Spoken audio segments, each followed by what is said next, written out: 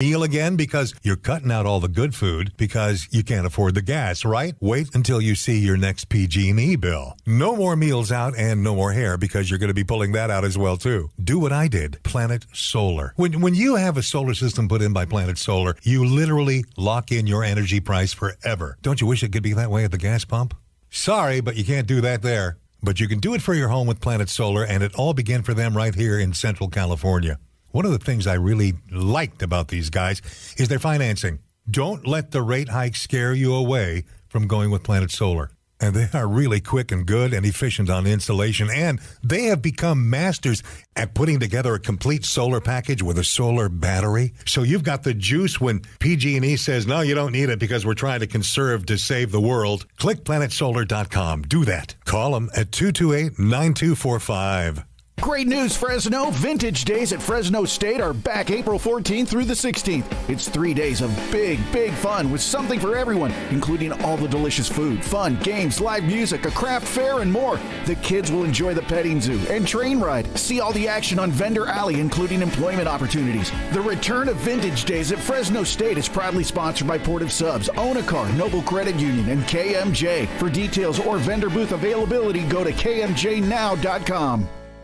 Experience Elton Dan and the Rocket Band, a tribute to Elton John. Elton Dan's stage presence is second to none, and his magical piano playing has a way of engaging you in the full Elton experience. Live at the Tower Theater for the Performing Arts, April 13th. Get tickets today at towertheaterfresno.org. News Talk, 580 AM, 105.9 FM, KMJ, Fresno, a Cumulus Media station. KMJ. 57 degrees under a light drizzle at Radio City. It's 2 o'clock. I'm Liz Kern in the KMJ newsroom.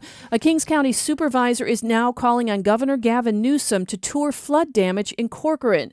Supervisor Richard Valle says he wants the governor to see the impact not only on land but on the people.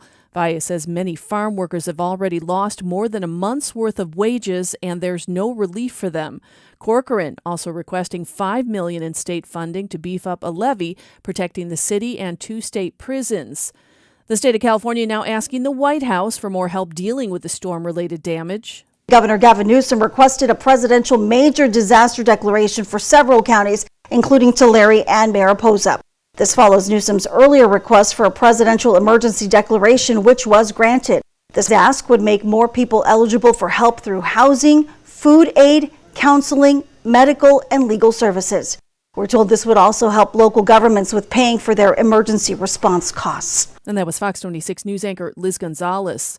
First Lady Jill Biden will be in Nashville tonight for a candlelight vigil honoring school shooting victims. More details are being released today about the mental health of the shooter who killed 6 people at the Covenant School. Fox's CB Cotton is there. We do know from Metro Nashville Police Chief John Drake that the shooter, a former student, did target this school. Why the shooter did this, we still don't know. There is a growing memorial here at the Covenant School. People placing flowers, stuffed animals, and other mementos. Many people will come here to grieve in the days and months to come. I also want to share the statement from the Covenant School, which said in part, law enforcement is conducting its investigation, and while we understand there is a lot of interest and there will be a lot of discussion about and speculation surrounding what happened, we will continue to prioritize the well-being of our community.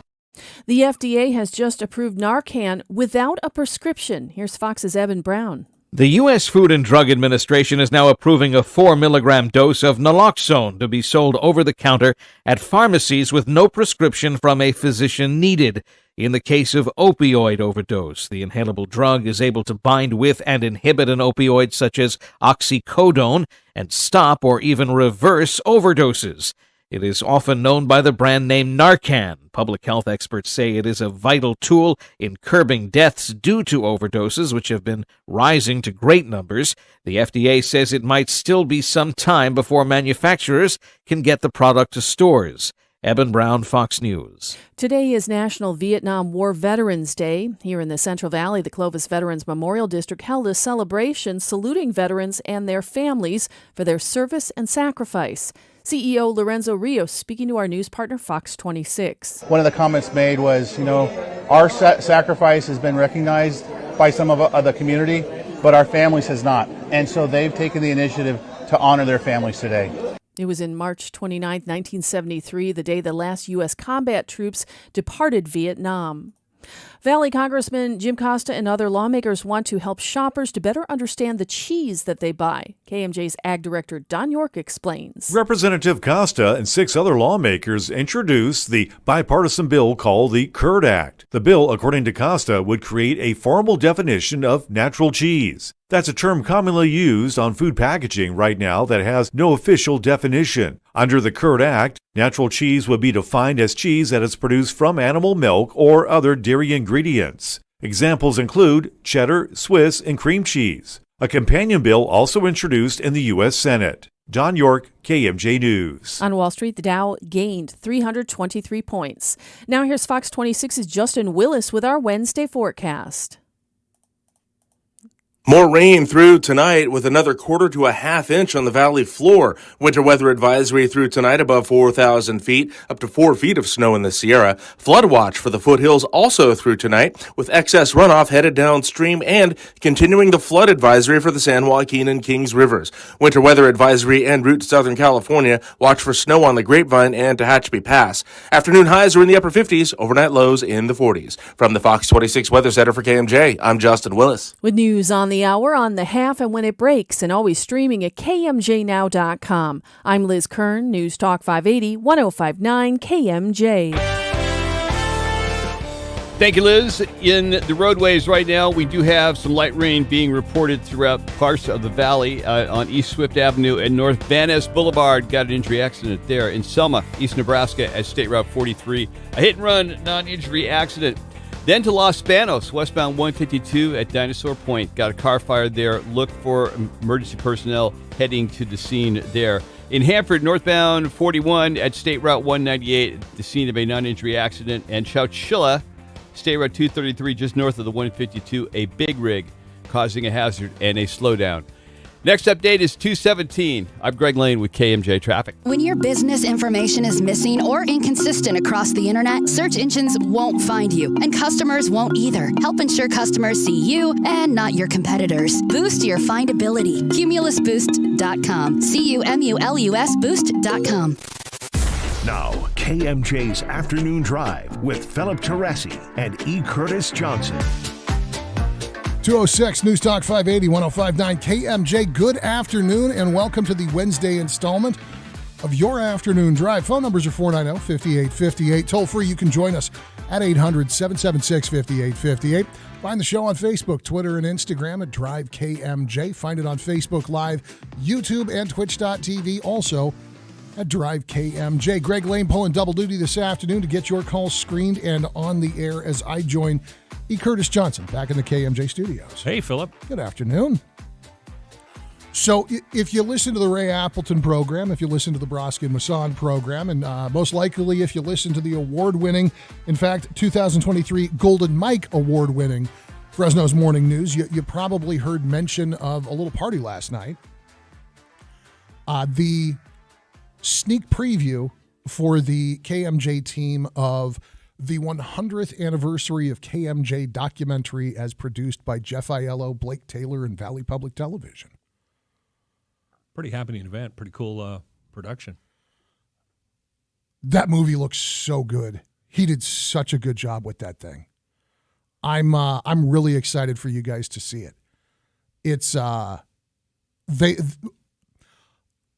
appreciate the contemporary history of KMJ, the history of the current iteration of the radio station, which for those of you that have been around, it's really the beginning of the John Broski, Ray Appleton partnership that led 580 into what we think of as talk radio today. And he did a great job with that. But the history of KMJ, the inception, the history of the call letters, I had no idea. I mean, you guys have noticed we're a 3-letter call sign. We're KMJ. Everything else in the market's 4 call signs. It's KSKS, it's KWYE, it's KMGV, so on and so forth. Well, that's because we're grandfathered in because our radio station's been around for 101 years. The original use of the KMJ call sign was something I had never heard before. That it was originally a shipped call sign? Yeah, that it was a World War I vessel's call sign. Yeah. I had heard that somewhere before, possibly in maybe some of the preliminary notes I saw on that production. But, yeah, that's pretty interesting stuff, and especially considering the number of ownership changes it had. Oh, yeah. Well, to have held on to, I mean, that's one of those. Radio's really bad at preserving radio's memories. This industry has always been looking forward. What's next? What's breaking? What can we do to catch the audience share? It's always been forward looking. Well, that, and we don't produce a tangible product. It's not like we're making widgets that are going in a warehouse and we can break out the first model. Exactly right. But there's so many radio stations that at one time were 3-letter call signs that jettisoned those call signs because we want to make sure we're branded, so we're going to go get a 4-letter call sign, so it kind of sort of makes a word. And KMJ's ownership through all those years has, for one reason or another, always stuck to it, which I'm pleased. I think the 3-letter call sign's cool. Yeah, in any city that you go to, if you ever find a radio station with 3 call letters, it means that that radio station was around before the Communications Act of 1934. And the Communications Act of 1934 is also what established the FCC, right? Yes, as we know it. Okay. Yes, another branch of the government, right in the middle of a depression. That's really what we needed, was more government. Sorry, the conservative in me is coming out, but anyway, yeah, that's what I mean. My point is, if you ever go to a city and there's a radio station that only has 3 call letters, that's an old radio station. Yeah. Whether or not they remember their heritage, well, that remains to be seen. But think of any other industry. And yes, are we blowing our own horn here a little bit? Absolutely we are, because that's our job. Come on. But think about any other product that has been around for 100 years, actually in this case over 100 years now, and is still relevant, still alive and kicking. Now, it's a beautiful piece of filmmaking. It is a brilliant retelling of where this radio station comes from and how it got to be the KMJ that you know in 2023. And Ray wasn't kidding. There's a couple of tidbits in there, including a photograph. Working here and working in radio in Fresno, I mean, you've been at it longer than I have. You know, eventually you see the cycle of Ray Appleton photos. There's the Ray Appleton K-Fig publicity shot. There's the Civil War reenactment shots. There's the headshots and publicity photos that all of us end up taking for the radio station bio page. There's the shot of him with his chopper and his tattoos for one of the biker magazines. And if you've been around it, if you're a fan of KMJ, at some point you've probably encountered that stuff. They dug up a picture of Appleton that goes back so far he looks younger than his youngest kid. Yeah. It's a great photo, and you get to see a little bit more of Ray. You get to learn a little bit more about John Brodsky and Patty Hickson, and Patty's story about her complaint letter. Of all of the little personal anecdotes in that movie, I think that was my favorite. Yeah, put that in the back of your head, especially if you're a woman who has succeeded in a man's world. Patty Hickson's story is one of the great booyahs. It's so good, you guys. And tomorrow night, 7 o'clock, KVPT, Valley Public Television, Channel 18.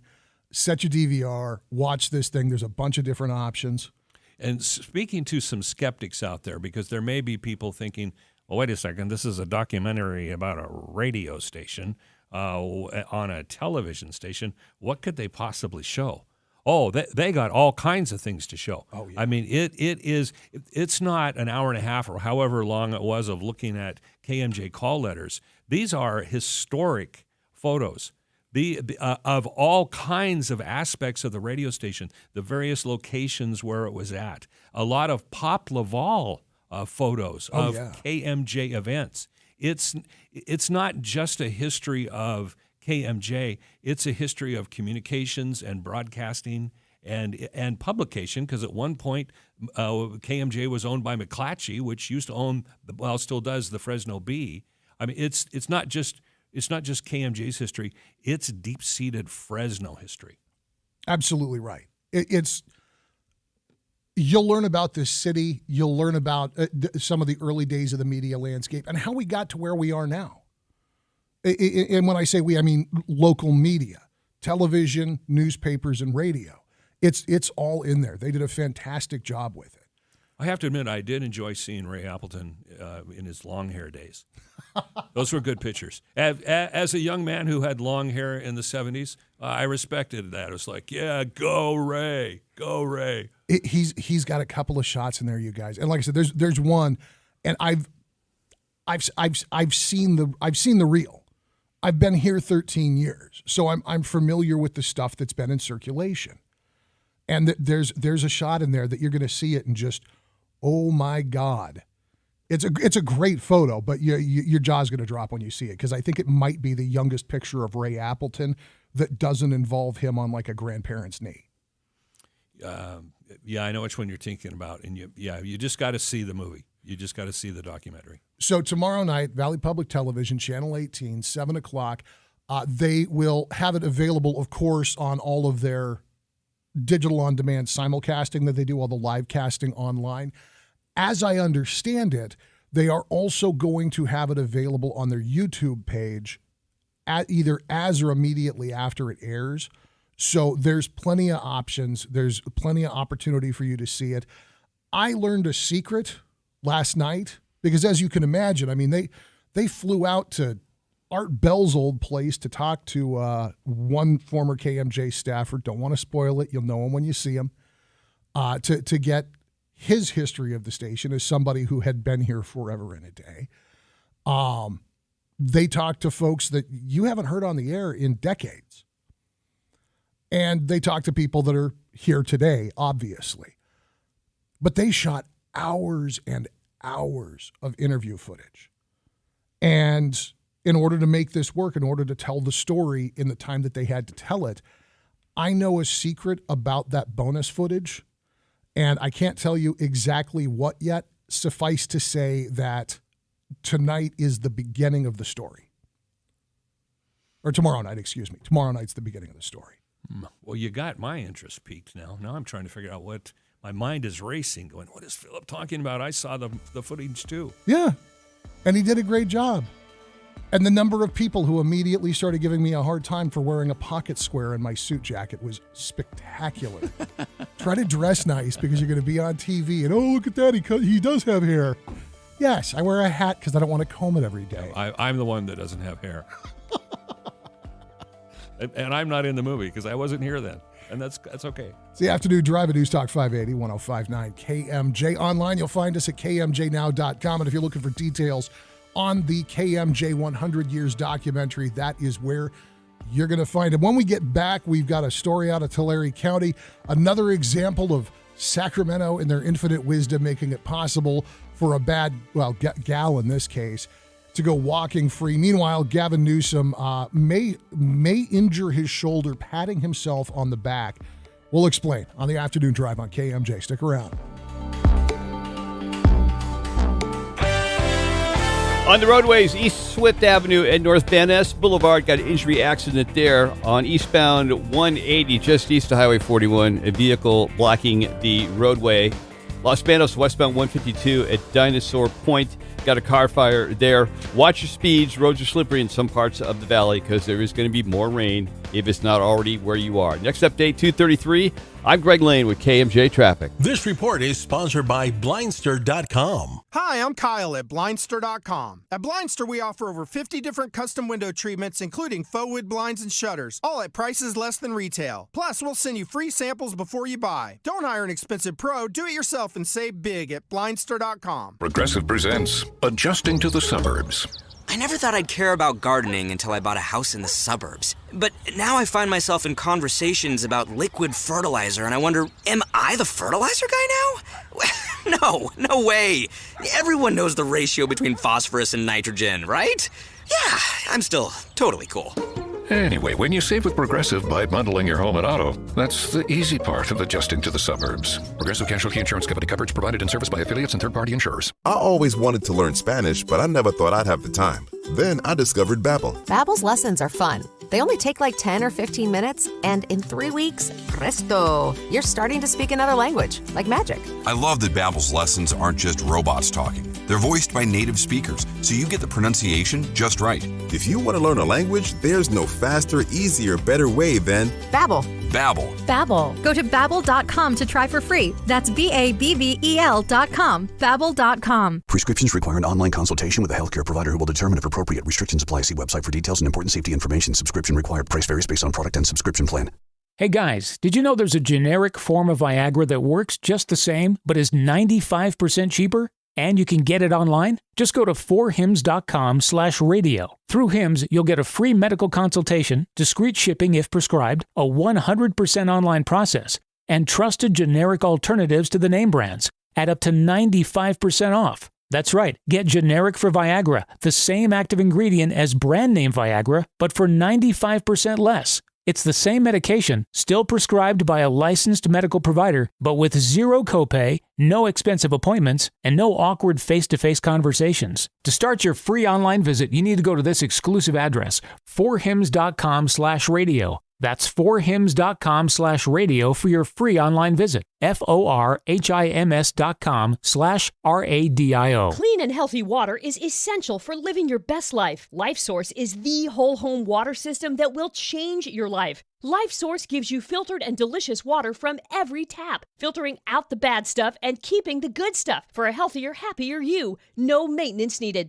New customers can get a free Apapure antibacterial filter valued at $825 with qualifying purchase. Call 559-330-1850. LifeSourceWater.com. LifeSource. Taste and feel the difference. Everyone loves TV Dad. On the next TV Dad, presented by Progressive, TV Dad explains becoming a man. Son, it's time we had the talk. Okay, TV Dad. You know, drivers who switch and save with Progressive could save hundreds. Oh, is that why my voice is changing? That's a question for your health teacher. Listen to your TV Dad. Drivers who switch and save with Progressive could save hundreds. Progressive Casualty Insurance Company and affiliates. Potential savings will vary. I thought learning a language would be too much work, but Babbel makes learning fun. J'aime Babbel. Babbel's lessons only take 10 or 15 minutes, and soon you turn and realize, hey, I'm starting to speak another language. How'd that happen? Babbel isn't robots talking. You learn words and phrases from real native speakers. I was ready for real-life conversations in just a few weeks. So easy. Go to Babbel.com to try for free. That's BABBEL.com. Babbel.com.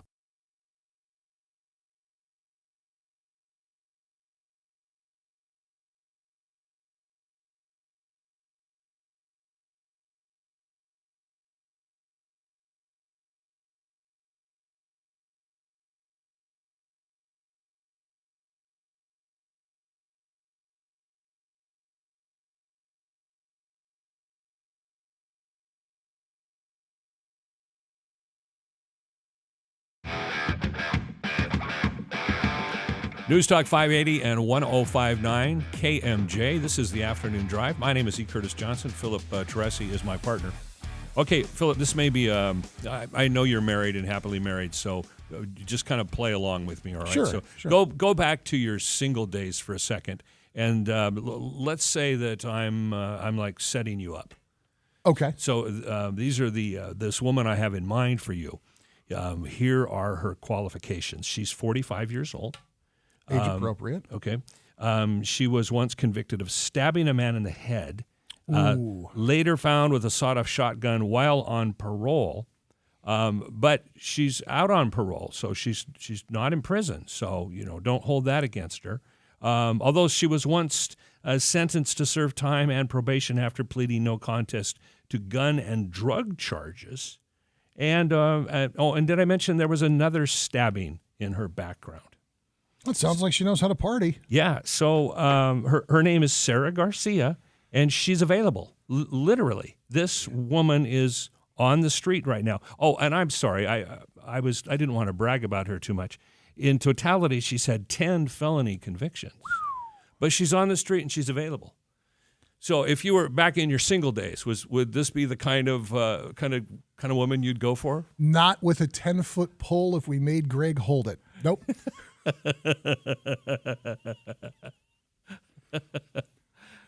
No. I not only would I not date this person, I wouldn't want to live next door to this person. I wouldn't hire this person for anything. Let me guess, because I'm psychic. You wouldn't want this person in the community you're living in, right?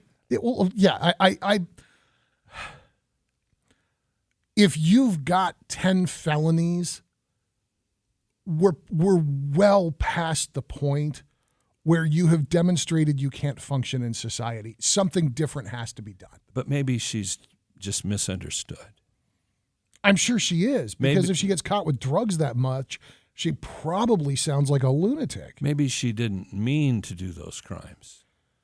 They just kind of stumbled upon her. She just tripped and fell, and a 12-gauge sawed-off landed in her jacket pocket. It could happen. Yeah, in the world of Governor Newsom, it could happen.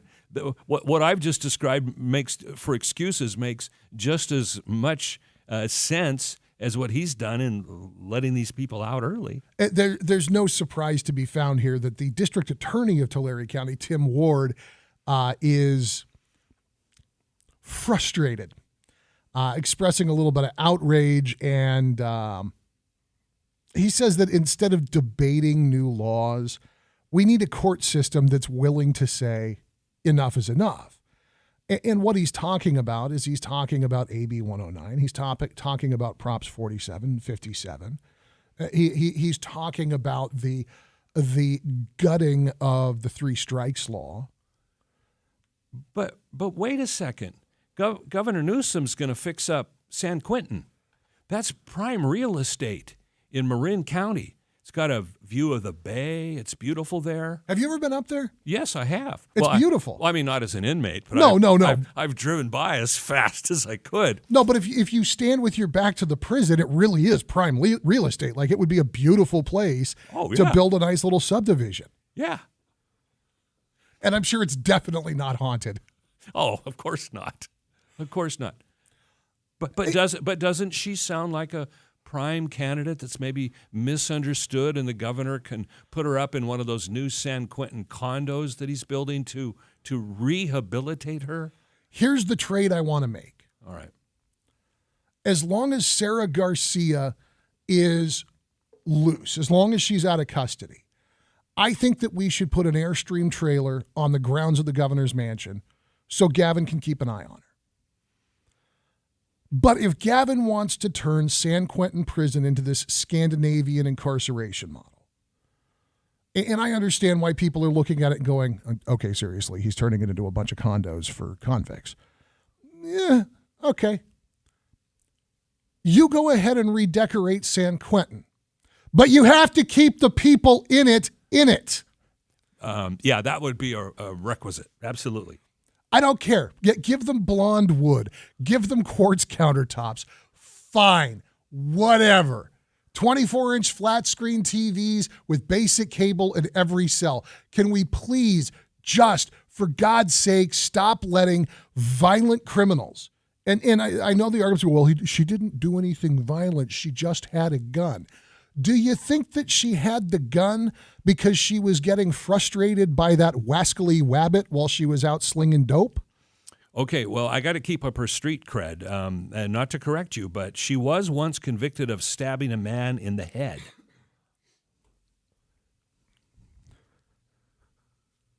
But it was only the head. And then there's so much wrong with this story that it's actually difficult to contain all of the lunacy in one place. I'm assuming that because she was accused of stabbing a man in the head, but I don't see anything in there about a murder charge, the guy survived. Yeah, well, exactly my point. It's not like it was murder. Exactly. So she's not really violent. It's just a stabbing. Okay, so this broad's going to run loose somewhere in Tulare County. DA Ward is almost inevitably going to be offered yet another opportunity to file charges against her.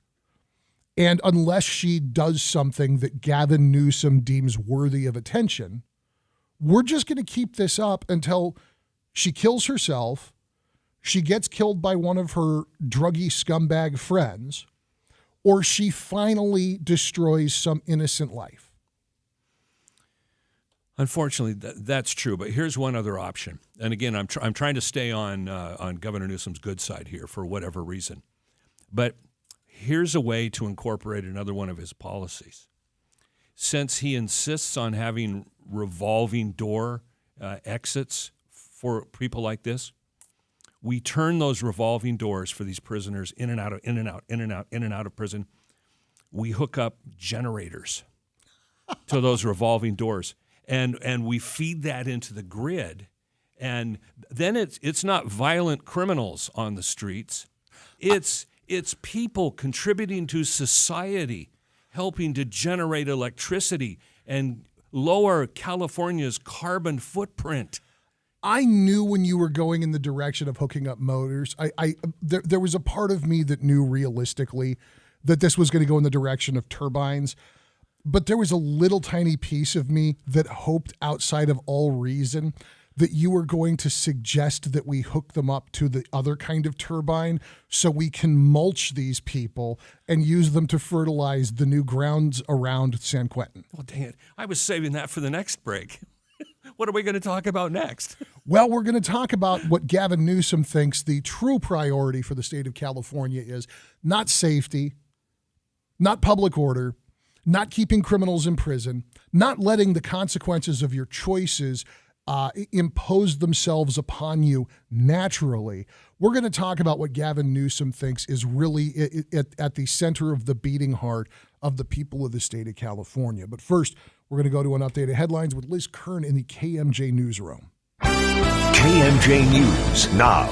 A police chase in Southern California comes to a deadly end last night in Long Beach. Fox reporter Coco McAboy has the story. According to Seal Beach fire officials, this all started as a traffic stop in the area of 5th and Marina. The suspect drove away and a pursuit started with Seal Beach PD on the PCH into Long Beach. Officials say the suspect got into a crash involving 9 cars. The suspect then ran out of his car trying to get away. He was detained, but a woman and an infant were in the suspect's car with him. The woman was taken to the hospital. We're told the infant was evaluated on the scene. But the crash also involved a gray Kia sedan that had a man and a woman inside. They had nothing to do with the pursuit, and officials say the woman died on the scene. A new study is finding that motorists are not stopping for school buses in the South Valley. It's the law. When red lights are blinking on a stopped school bus, drivers going both ways have to stop. But a field study in Visalia from late November through February shows drivers breaking the law. Visalia Unified partnered with safety technology company Bus Patrol to monitor traffic. 9 school buses were equipped with cameras mounted on the stop arm. Bus Patrol says it recorded nearly 1,200 cars that illegally passed school buses that were stopped to load or unload student passengers. The company says that equates to 3 violations per bus each day. That was Fox 26 News reporter Rich Rodriguez. The Tulare County Superior Court is accepting applications for the civil grand jury. 19 volunteers will be chosen in a random drawing. The term starts on July 1st and continues until June 30th of 2024. Among the requirements, you must be a U.S. citizen over 18, a resident of Tulare County for at least 1 year immediately prior to being selected, and you're qualified to serve unless you're an elected official, a candidate, or convicted felon. The deadline to apply is April 14th. Queen and Adam Lambert are hitting the road this fall for a North American expansion of their Rhapsody tour.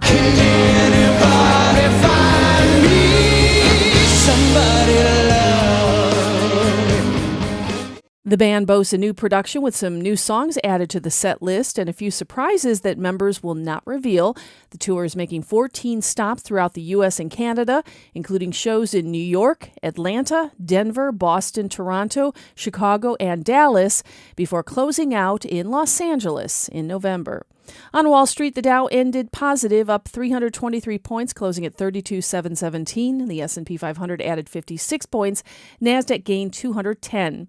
2:33 at KMJ. Valley weather right now. We're seeing a light drizzle, 57 at Radio City. Fox 26's Justin Willis has our Wednesday forecast. Rain this afternoon with highs in the upper 50s, overnight lows in the 40s. If you're headed to SoCal, watch for snow on the Grapevine and Tehachapi Pass. Winter weather advisory continues above 4,000 feet, up to 4 feet of snow in the Sierra. Flood watch for the foothills also through tonight, with excess runoff headed downstream, and continuing the flood advisory for the San Joaquin and Kings Rivers. Another quarter to a half inch of rain expected on the valley floor through tonight. For KMJ from the Fox 26 Weather Center, I'm Justin Willis. With news on the hour, on the half, and when it breaks, and always streaming at KMJNow.com. I'm Liz Kern, News Talk 580, 105.9 KMJ. Thanks, Liz. In Hanford on Lacey Boulevard between 17th and 16th, you'll find a vehicle in the roadway causing a hazard. So be careful going through there. In Fresno, North Marks at San Carlos have a non-injury accident. On Escalon, just east of Wilson, also in Fresno, got a hit-and-run non-injury accident. Then in Madera, Avenue 9, Road 33, we have a report of a non-injury accident.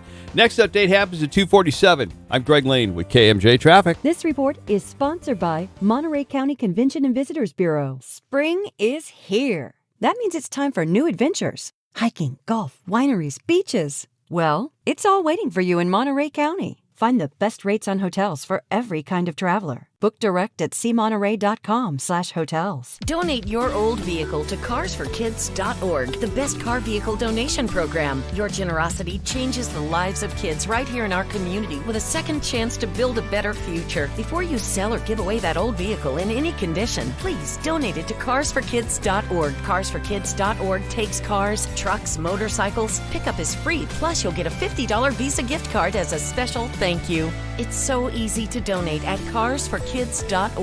Please, write off the car, not the kid. Finding great candidates to hire can be like, well, trying to find a needle in a haystack. Sure, you can post your job to some job board, but then all you can do is hope the right person comes along, which is why you should try ZipRecruiter for free at ZipRecruiter.com/free. ZipRecruiter doesn't depend on candidates finding you. Its powerful technology identifies people with the right experience and actively invites them to apply to your job. You get qualified candidates fast. So while other companies might deliver a lot of hay, ZipRecruiter finds you what you're looking for. The needle in the haystack. 4 out of 5 employers who post a job on ZipRecruiter get a quality candidate through the site within the first day. ZipRecruiter, the smartest way to hire. And right now, you can try ZipRecruiter for free. That's right, free. Just go to this exclusive web address, ZipRecruiter.com/free. That's ZipRecruiter.com/free. ZipRecruiter.com/free. Think you have a good reason for not donating blood? Dude, with all my tattoos, no one's ever gonna want me to donate blood. Fact. In California, tattoo shops are required to use sterile needles and fresh ink, so you can donate immediately. There's no excuse for not helping make sure that the Central California Blood Center always has an adequate supply of blood available for your family, friends, and neighbors. Be the bigger person. Go to donateblood.org now to make an appointment. This report is sponsored by Jackson Hewitt. Hurry into Jackson Hewitt for 50% off tax prep, but do it before April 9th. Limited time offer for new clients filing at participating locations. Max savings $200. Visit jacksonhewitt.com/50 for terms. Chris Daniel for Breadcrumb Cybersecurity. Ransomware, wire fraud, breaches. You're talking about it for your business already. How could you not be? These are nation-based bad actors, criminal cartels, the same ones who target government and Fortune 500 companies are targeting you. It's time for the next step in protecting your company. It's time to call Breadcrumb. Trusted by law enforcement and nationally recognized, the team at Breadcrumb delivers results, period. Go now to breadcrumbcyber.com because evidence is everywhere. KMJ's Afternoon Drive with Philip Teresi and E. Curtis Johnson. That would be us. I'm E. Curtis Johnson. This is Philip Teresi. Not possibly Governor Gavin Newsom's new press secretary. Philip's never going to get that job. And I'm proud of you for that. Yeah, probably not. I would say on the in the pantheon of people that are never going to hire me, Gavin Newsom and Bob Nelson probably like neck and neck. Come on. Leave Bob alone. Let's stick to the governor.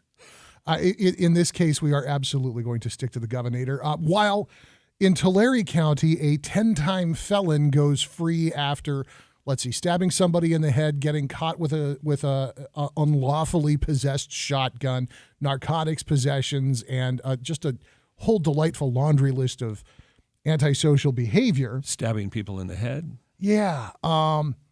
Gavin Newsom wants to bring it back to what the real focus is for the men and women paying taxes in the beautiful, beautiful state of California.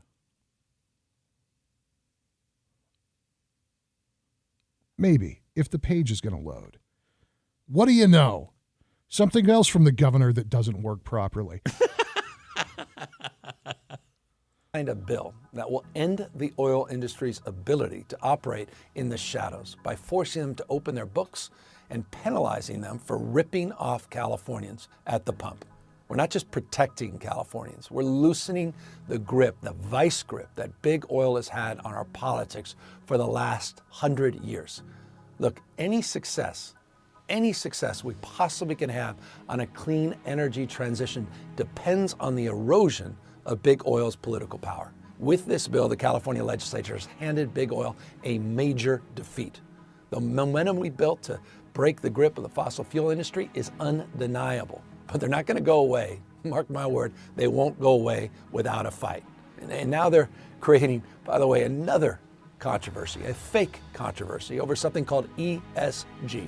Manufactured outrage, amplified by the right-wing pundits out there and politicians they frankly bought off. But let's cut through the noise.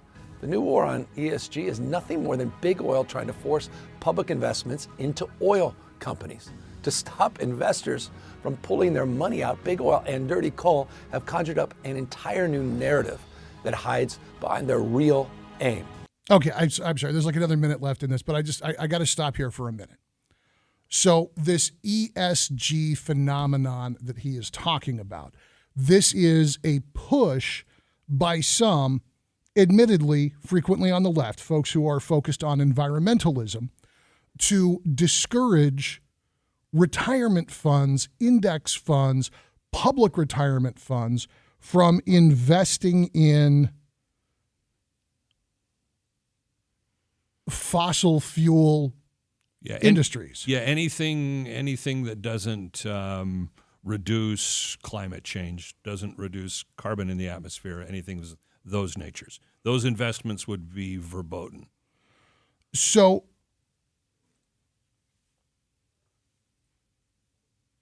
I'm torn between saying that there is an advantage to ESG. On the one hand, I like the idea of being able to have some say over where my investments go. That's part of the reason that outside of like the company 401k, I have my own investments. How dare you think that you could possibly make the best decisions for yourself and not just trust government to do it? How dare you, Mr. Teresi? Well, not just to trust government, but also to expect brokerages to behave in the way that I think is ethical. But that's such a side issue because just listen to the governor. He will tell you that it's more important that we just get in line with what's best for the environment and what we may or may not be putting into the air. That's the real focus, not things that we can measure, but things that we can be afraid of and things that can control us. Here's the part that I think you've got to pay attention to. You've got to listen to this because there's this political sleight of hand in this statement. Another controversy, a fake controversy over something called ESG. Manufactured outrage, amplified by the right-wing pundits out there and politicians they frankly bought off. Okay. So this is a really popular talking point on the left when there is, wait for it, consensus amongst their political opposition on a subject.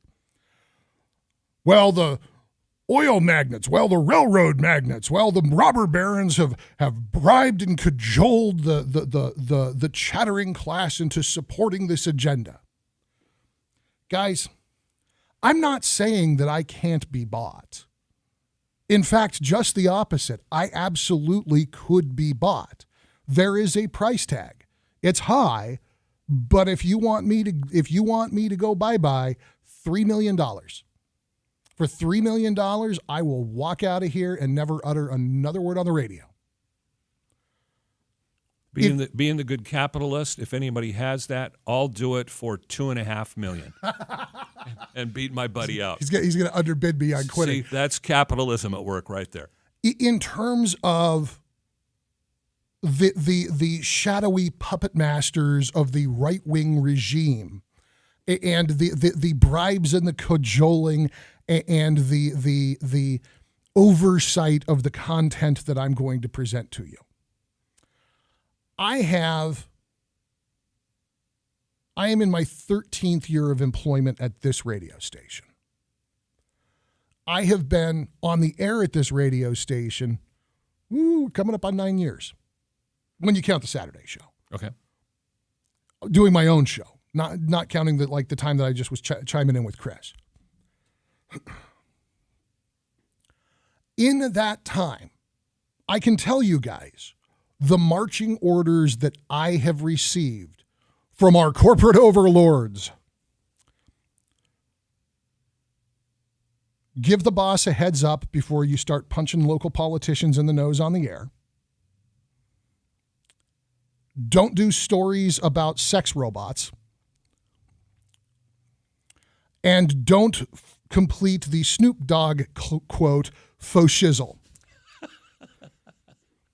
And there was one other one, and I can't remember what it was, but I'm sure it had something to do with me losing my temper and calling somebody a butthead. That's it.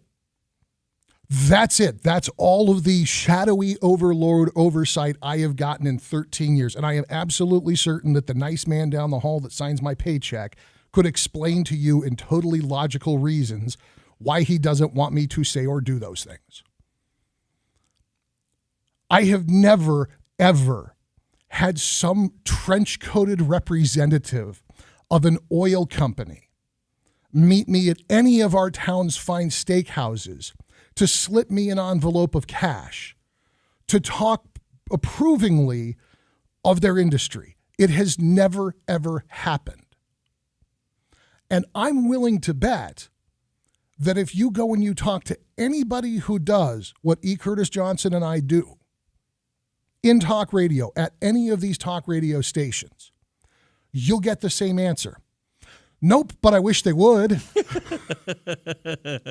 Which is why I'm willing to be bought off for $500,000 less than Philip is willing to be bought off at.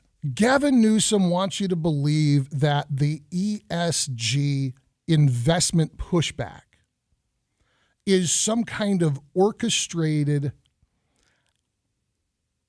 anti-consumer plan. The real issue is I want my retirement fund to perform well. I want to have insight into where my money goes to that end.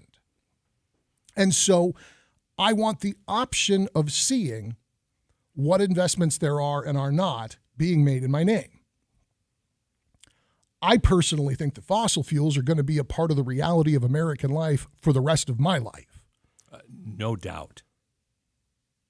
So if I have a 401k or a brokerage that's going to go with the ESG thing and start to pull money into environmentally friendly investments, my objection has never been that my shadowy corporate overlords or the men from the oil company that bring me checks or envelopes of cash at the steakhouse don't like it. It's that I want to retire someday. But Gavin Newsom wants you to think there's a conspiracy instead of a free market. And that should bother you a lot because he's talking to you like you're going to take for granted that there's this conspiracy aligning against him. When there's not. There's a free market. There's men and women, citizens of this country, citizens of this state, that know that he's full of crap. Nobody swipes that hard at an entity, at an industry that has to exist in order for his hair to look like that. Yeah, the irony. A little bit more when we get back. We'll let the governor finish. It's E. Curtis Johnson and Philip Teresi on your afternoon drive on KMJ. Stick around.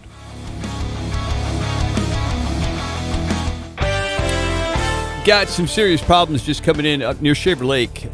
Syracuse Road, just east of Coyote. The ground is very squishy and the roadway is starting to cave in. That is an area definitely you want to avoid. Once again, Syracuse Road, just east of Coyote in Shaver Lake. When you see the do not pass this sign, take it, because it means that the road is giving away. North Marks Avenue at West San Carlos, got a non-injury accident there. Los Banos, northbound I-5 at the westbound 152 connector, got a non-injury accident. And in Hanford, Lacey Boulevard, between 17th and 16th, got a disabled vehicle that is causing some problems in the roadway. Next update is 3:03. I'm Greg Lane with KMJ Traffic. This report is sponsored by Wendy's $3 breakfast deal. Wendy's $3 breakfast deal is your choice of bacon or sausage, egg and Swiss croissant, plus a small seasoned potatoes for just $3. Break your morning routine and get your $3 breakfast deal today. Limited time only at participating U.S. Wendy's during breakfast hours. Fresno Acura is trying very hard to cooperate with the national theme, Spring into Performance. Now, the weather may be a little misleading on that locally, but nonetheless, the good news is Fresno Acura has inventory. They can actually spring into performance with. Due to supply chain problems, it's been pretty sad. A magnificent lot, normally packed with beautiful cars, has been packed with lots of empty spaces. So as we move collectively towards spring, Fresno Acura can proudly tell you they've got a decent supply of brand new Acura models and certified pre-owned. What is the most popular model in the Fresno Acura line? It's the incredible Acura SUV entitled the MDX. Right now I'm driving an RDX, slightly smaller than the MDX, but what a magnificent car for road, trail, in town, out of town. And what I love about it is the power. And the gas mileage is wonderful. For an SUV, have you looked at the price of gas lately? Yeah, of course you have. Spring into performance with an Acura from Fresno Acura. They've got them right now. They're on Palm, just north of Herndon. Prescriptions require an online consultation with a healthcare provider who will determine if appropriate. Restrictions apply. See website for details and important safety information. Subscription required. Price varies based on product and subscription plan. Hey guys, did you know there's a generic form of Viagra that works just the same, but is 95% cheaper? And you can get it online? Just go to 4hims.com/radio. Through Hims, you'll get a free medical consultation, discreet shipping if prescribed, a 100% online process, and trusted generic alternatives to the name brands at up to 95% off. That's right, get generic for Viagra, the same active ingredient as brand name Viagra, but for 95% less. It's the same medication, still prescribed by a licensed medical provider, but with zero copay, no expensive appointments, and no awkward face-to-face conversations. To start your free online visit, you need to go to this exclusive address, 4hims.com/radio. That's 4hims.com/radio for your free online visit. FORHIMS.com/RADIO. Cards issued by Celtic Bank, member FDIC. Are you the decision maker in your company? Consider this. For the first time in decades, there's a better option for a corporate card and spend management platform. Meet Ramp, the only corporate card and spend management system designed to help you spend less money so you can make more. Most corporate credit cards offer points as incentives, but those points amount to less than their worth in real cash value. Ramp's business cards offer you cash back, real money in your pocket. Plus, you control who spends what with each vendor. And Ramp's software collects and verifies receipts automatically, which means you'll stop wasteful spending and close your books in hours instead of days. Businesses that use Ramp add up to 3.5% to their bottom line the first year. If you're a decision maker, adding Ramp could be one of the best decisions you've ever made. And now get $250 when you join Ramp for free. Just go to ramp.com/free. Ramp.com/free. RAMP.com/free. Be advised, this is a once-in-a-lifetime opportunity to save 40 to 80% on a hot tub and swim spa. This weekend only, Friday through Sunday, Fresno Convention Center. Be advised, this is a once-in-a-lifetime opportunity to save 40 to 80% on a hot tub and swim spa. This weekend only, Friday through Sunday, Fresno Convention Center. 18-month interest-free financing. Our factories have demanded we sell 1,000 hot tubs and swim spas this weekend. Fresno Convention Center. Huge factory incentives, factory rebates, this weekend only. Fresno Convention Center. We can remove your old hot tub. Free delivery of your new hot tub. Hot tub starting at $2,999. Fresno Convention Center. Free delivery of your new hot tub. Just relax and enjoy. Fresno Convention Center. Friday, noon to 8 p.m. Saturday, 10 a.m. to 8 p.m. Sunday, 10 a.m. to 6 p.m. Free admission. Free delivery. Fresno Convention Center. Call 888-SPA-SALE or visit hottubandSwimSpaSale.com. Awards and honors are nice, but keeping you informed and entertained is what keeps us coming to work every day. This is KMJ. News Talk 580 and 105.9 KMJ. Thank you for choosing the afternoon drive. That's the name of the show. My name is E. Curtis Johnson. This is my partner, Philip Teresi. We've been talking about Governor Newsom's, shall we say, retort towards the oil companies, big oil as he calls them in California, blaming the price of gas on their price hikes. What Governor Newsom is actually committing is a logical fallacy, the straw man fallacy, which is a form of argument and an informal fallacy of having the impression of refuting an argument, whereas the real subject of the argument was not addressed or refuted, but instead replaced with a false one. No. So keep that in mind as Philip plays this audio from our governor. But let's cut through the noise. The new war on ESG is nothing more than big oil trying to force public investments into oil companies. To stop investors from pulling their money out, big oil and dirty coal have conjured up an entire new narrative that hides behind their real aim, where they're crying woke in a cynical attempt to keep investors from abandoning their dying industry. Don't be fooled. Don't be fooled by big oil's frontmen. Again, back to this for just a moment. You can't call me a frontman for big oil if I'm driving a 12-year-old Mazda, schmuck. Also, it's not that ESG is about people like me wanting to run screaming from big oil. It's about everybody wanting to have some control over how they invest their money, which is a completely normal, natural, reasonable thing. I, for one, will continue to ride along with fossil fuel companies, not because they're bribing me, but because they're good investments. ESG is about economics, not politics. Smart investors, smart, successful investors know that long-term bets, those that are placing long-term bets on oil, coal, and gas, are investing in economic losers because the world is transitioning away from dirty fossil fuels to clean forms of energy, much cleaner forms of energy. And big oil knows, they know they can't argue the facts any longer. So they create culture war and they create smoke screens to hide behind.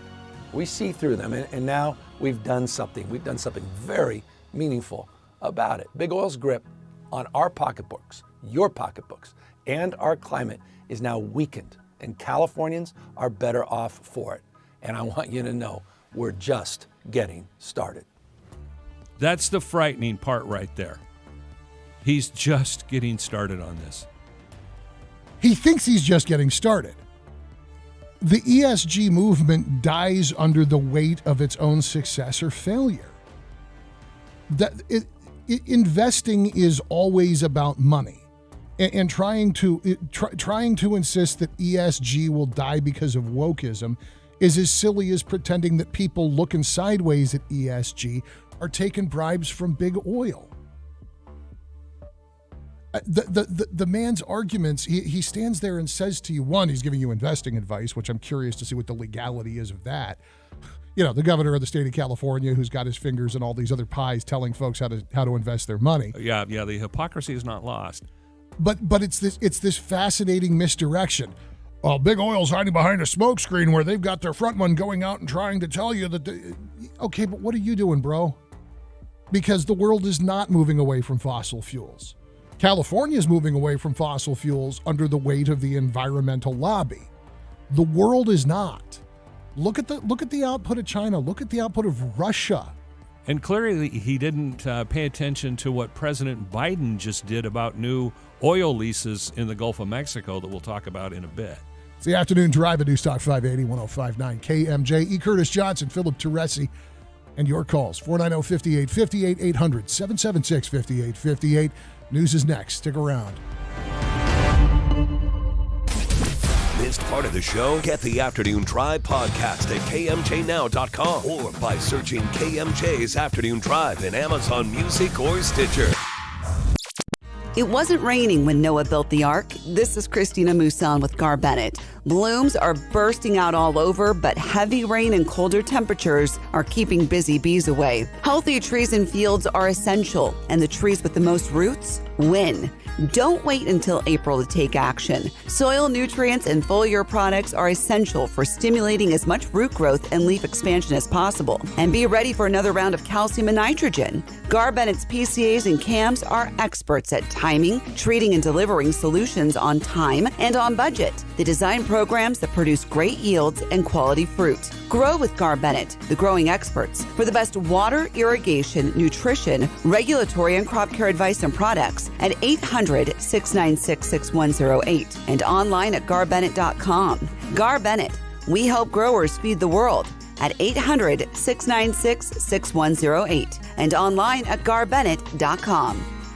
Looking for a new dining and beverage experience? Come check out Genesis Bistro at the northeast corner of Cedar and Nice in Fresno, where the chef's cuisine, along with our mixologist's full cocktail and wine bar, are getting people talking. Open for lunch and dinner, make your next meal with friends or family at Genesis Bistro, a one-of-a-kind experience. Also a great place to host a special event or celebration meal. To reserve an event, call 559-314-8284.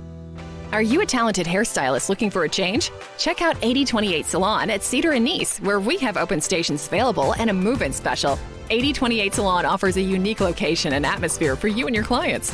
Elegantly located next to Genesis Bistro, your clients will have full options to enjoy food and drinks during service. 8028 Salon only has a few open stations left. Give your talents as a stylist the location you deserve at 8028 Salon. Inquire today at the location, northeast corner of Cedar and Nice in Fresno. The original KMJ, 580 AM, 1059 FM, Fresno, a Cumulus media station. It's 3 o'clock in Fresno. I'm Joe Miller in the KMJ News Center. The city of Selma continues to honor the legacy of a fallen police officer. City Council declared January 31st as Police Officer Gonzalo Carrasco Jr. end of watch date. City officials said the day will be considered an anniversary where flags will be flown at half-staff starting in January of next year. Gavin's Law passed an assembly committee on Tuesday. Fresno Assemblyman Jim Patterson authored the bill that would close a loophole that benefits hit-and-run drivers who flee the scene. He said the bill would increase the penalties of DUI drivers from 4 years to a 6-year maximum sentence. The bill now moves to a second committee for another hearing. Historic flooding could leave behind problems for months in the South Valley. One South Valley leader wants the governor to see the impact firsthand. KMJ's Liz Kern reports. Kings County Supervisor Richard Valle is calling on Governor Gavin Newsom to tour flood damage in Corcoran. He says he wants the governor to see the impact, not only on the land, but on its people. Many farm workers have already lost more than a month's worth of wages. Valle says there is no relief for them. Corcoran is also requesting $5 million in state funding to beef up a levee that's protecting the city and 2 state prisons. Liz Kern, KMJ News. The Madera Unified School District informing the community about school safety. District released a video message yesterday about the recent shooting in Tennessee and how people can work together to prevent future tragedies. A suspect gunned down 3 children and 3 adults in Nashville on Monday. Well, Congress eyeing a bill to address unruly flight passengers. Fox's Ryan Schmelz reports in Washington. You've probably seen the videos of passengers causing a stir up in the clouds on airlines across the globe. Now, members of the House and Senate proposing a new no-fly list for those passengers. The bill would let the Transportation Security Administration ban people who are either convicted or fined for assaulting or getting in the way of crew members for airlines. The FBI currently has a no-fly list for those suspected of having ties to terrorism. While incidents have increased sharply compared to before the pandemic, some civil liberty groups believe the list would unfairly target people of color. In Washington, Ryan Schmelz, Fox News. Now the forecast from Fox 26's Justin Willis. More rain through tonight with another quarter to a half inch on the valley floor. Winter weather advisory through tonight above 4,000 feet, up to 4 feet of snow in the Sierra. Flood watch for the foothills also through tonight with excess runoff headed downstream and continuing the flood advisory for the San Joaquin and Kings Rivers. Winter weather advisory en route to Southern California. Watch for snow on the Grapevine and Tehachapi Pass. Afternoon highs are in the upper 50s, overnight lows in the 40s. From the Fox 26 Weather Center for KMJ, I'm Justin Willis. With news on the hour, on the half, and when it breaks, and always streaming at KMJNow.com, I'm Jim Miller for News Talk 580, 105.9 KMJ. It's 3 o'clock in Fresno. Thank you, Jim. On the roadways in Los Banos, we have northbound I-5 at westbound 152 at the connector, non-injury accident and cleanup stage there. In Shaver Lake, Syracuse Road, just east of Coyote, the roadway is starting to cave in, an area you definitely want to avoid. In Fresno, southbound 99 at eastbound Jensen Avenue, got a report of an injury accident. Next update is at 3:17. Greg Lane with KMJ Traffic. Solar Negotiators wants people to know about our new Power Shift program. So we're offering $1,500 off per smart battery to customers now through May 31st. Be the first to experience the Power Shift. Call Solar Negotiators today for your free quote. KMJ's Afternoon Drive continues right now. Here's Philip and E. Thank you, Mr. Voice Guy. It is Philip and E, and thank you for choosing the Afternoon Drive. We've been talking about Governor Newsom's retort and claim that big oil is ripping us off, and therefore they must pay more in taxes. And he's going to monitor how much profits they make. And his rant that somehow, Americans are going away from oil and we shouldn't invest in oil futures, blah, blah, blah, blah, blah. There's a point that he makes very early in that video about demanding that big oil be forced to open their books. Is there precedent outside of an IRS audit or a franchise tax board audit? Is there any precedent for requiring private corporations not operating under like 501 nonprofit rules, requiring them to show their internal bookkeeping to the general public? Not that I'm aware of.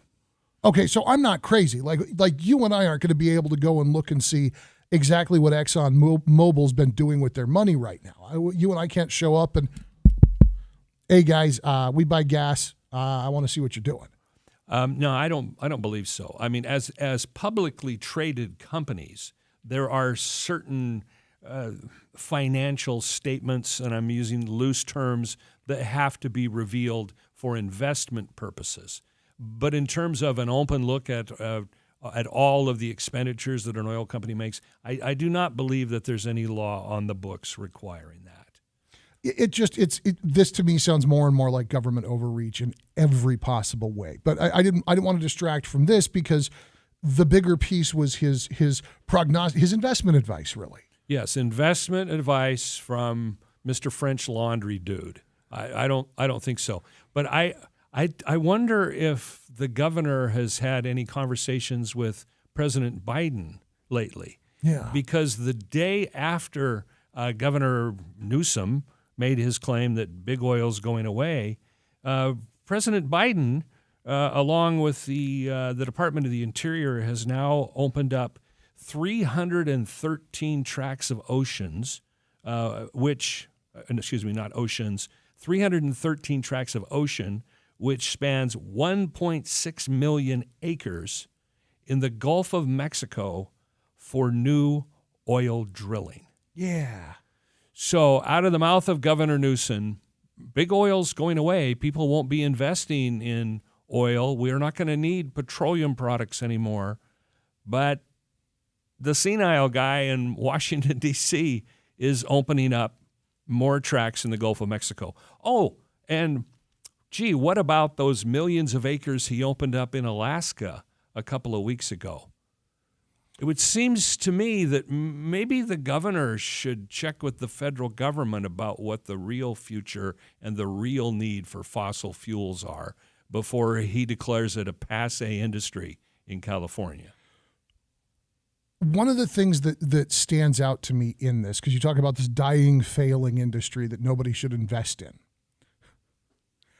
there was this specific slice that garnered a tremendous amount of interest and ultimately led to bidding into the hundreds of millions of dollars for the drilling rights for the space.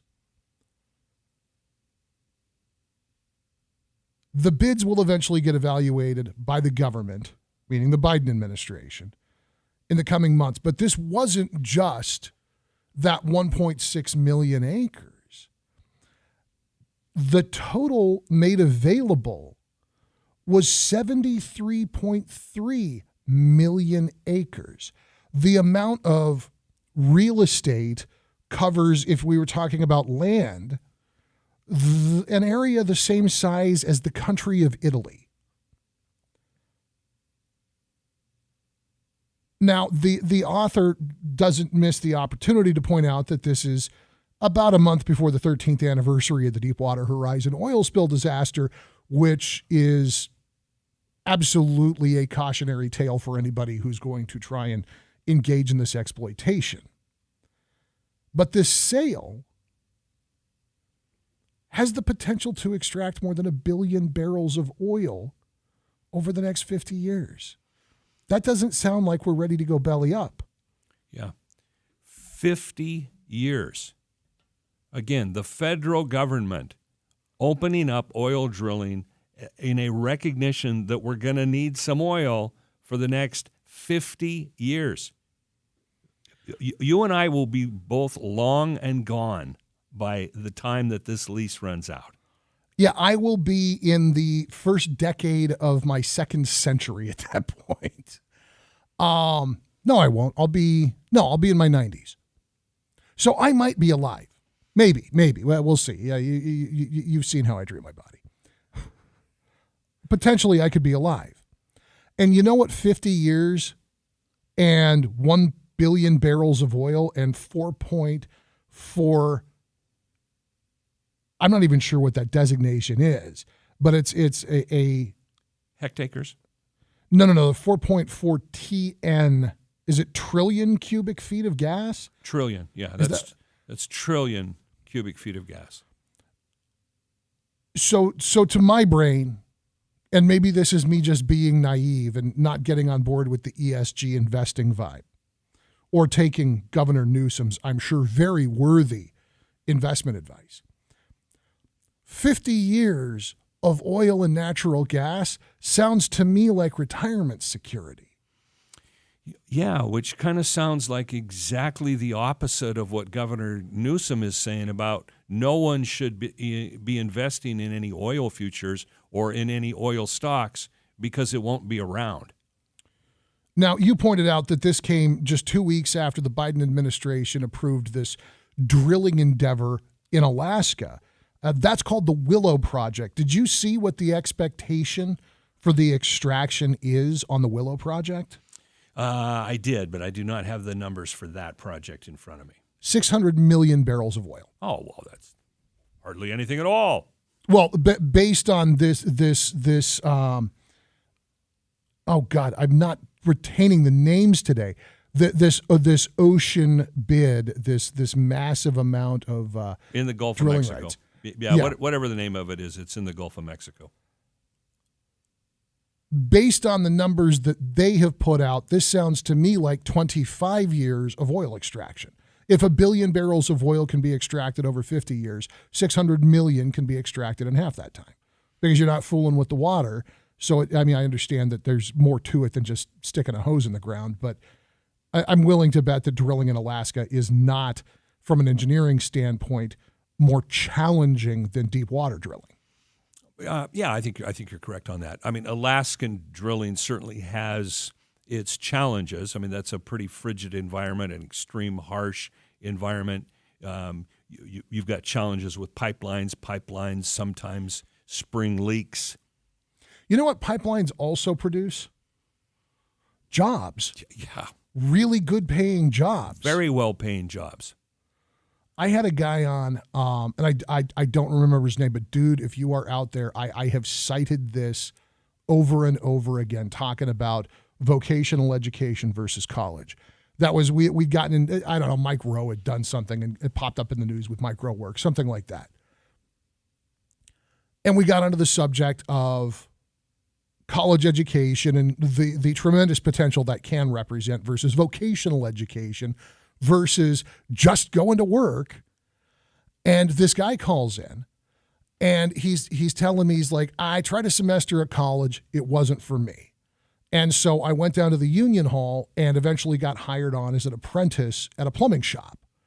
And so he was an apprentice plumber and then he was a journeyman plumber and he was making his way up through the ranks, and he had spent, I think that at this point in the story, he had spent like 4 years in the trade.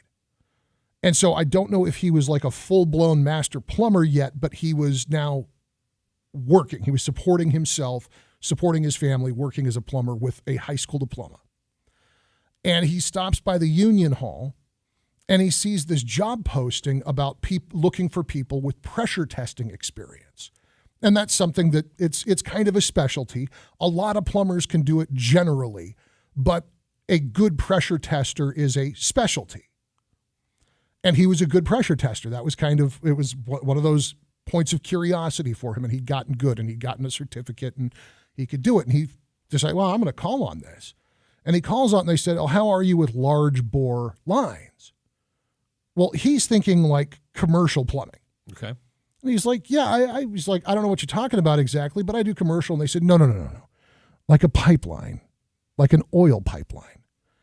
And he says, well, I haven't done it before, but the principles should pencil out to be about the same. I'm willing to give it a try if you want to bring me on and train me.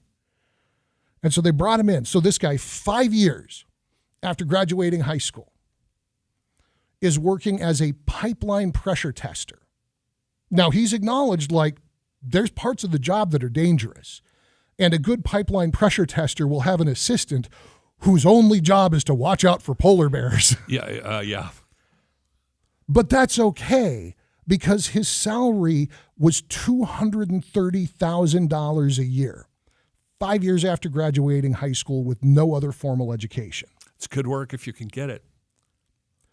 Apparently, President Biden wants to make sure at least a couple of folks can still get it. Apparently. I hope your friend doesn't find out about Governor Newsom's prediction.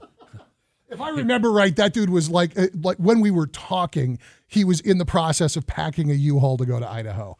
Well, considering your friend's a former plumber and Governor Newsom's suggestion, I think your friend will know what to flush and what not to flush.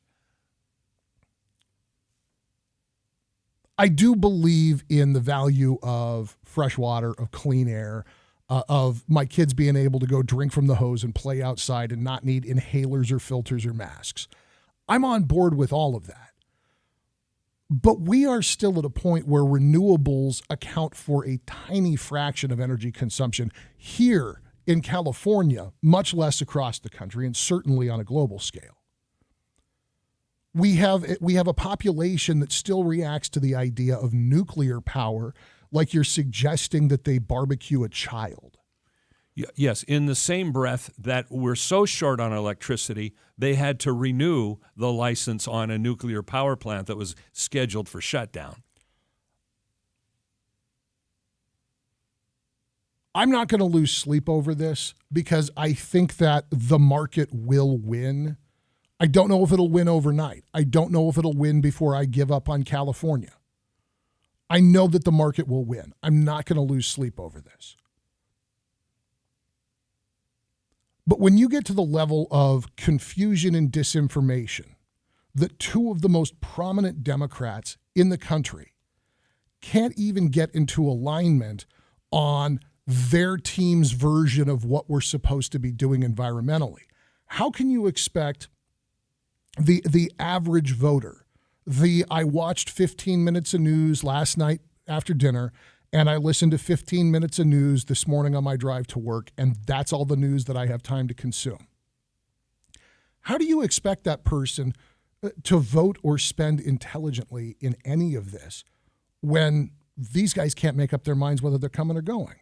Yeah, think about it. In Governor Newsom's language, the governor of the fifth largest economy in the world just got shamed by the president of the first largest economy in the world over the future of oil and oil production. Over one of the biggest industries inside either of those economies. Staggering. It's the Afternoon Drive at News Talk 580, 105.9 KMJ. E. Curtis Johnson, Philip Teresi. And if you've heard about the documentary, we got to preview it last night. We'll tell you a little bit about what to expect tomorrow night at 7 o'clock on Valley PBS.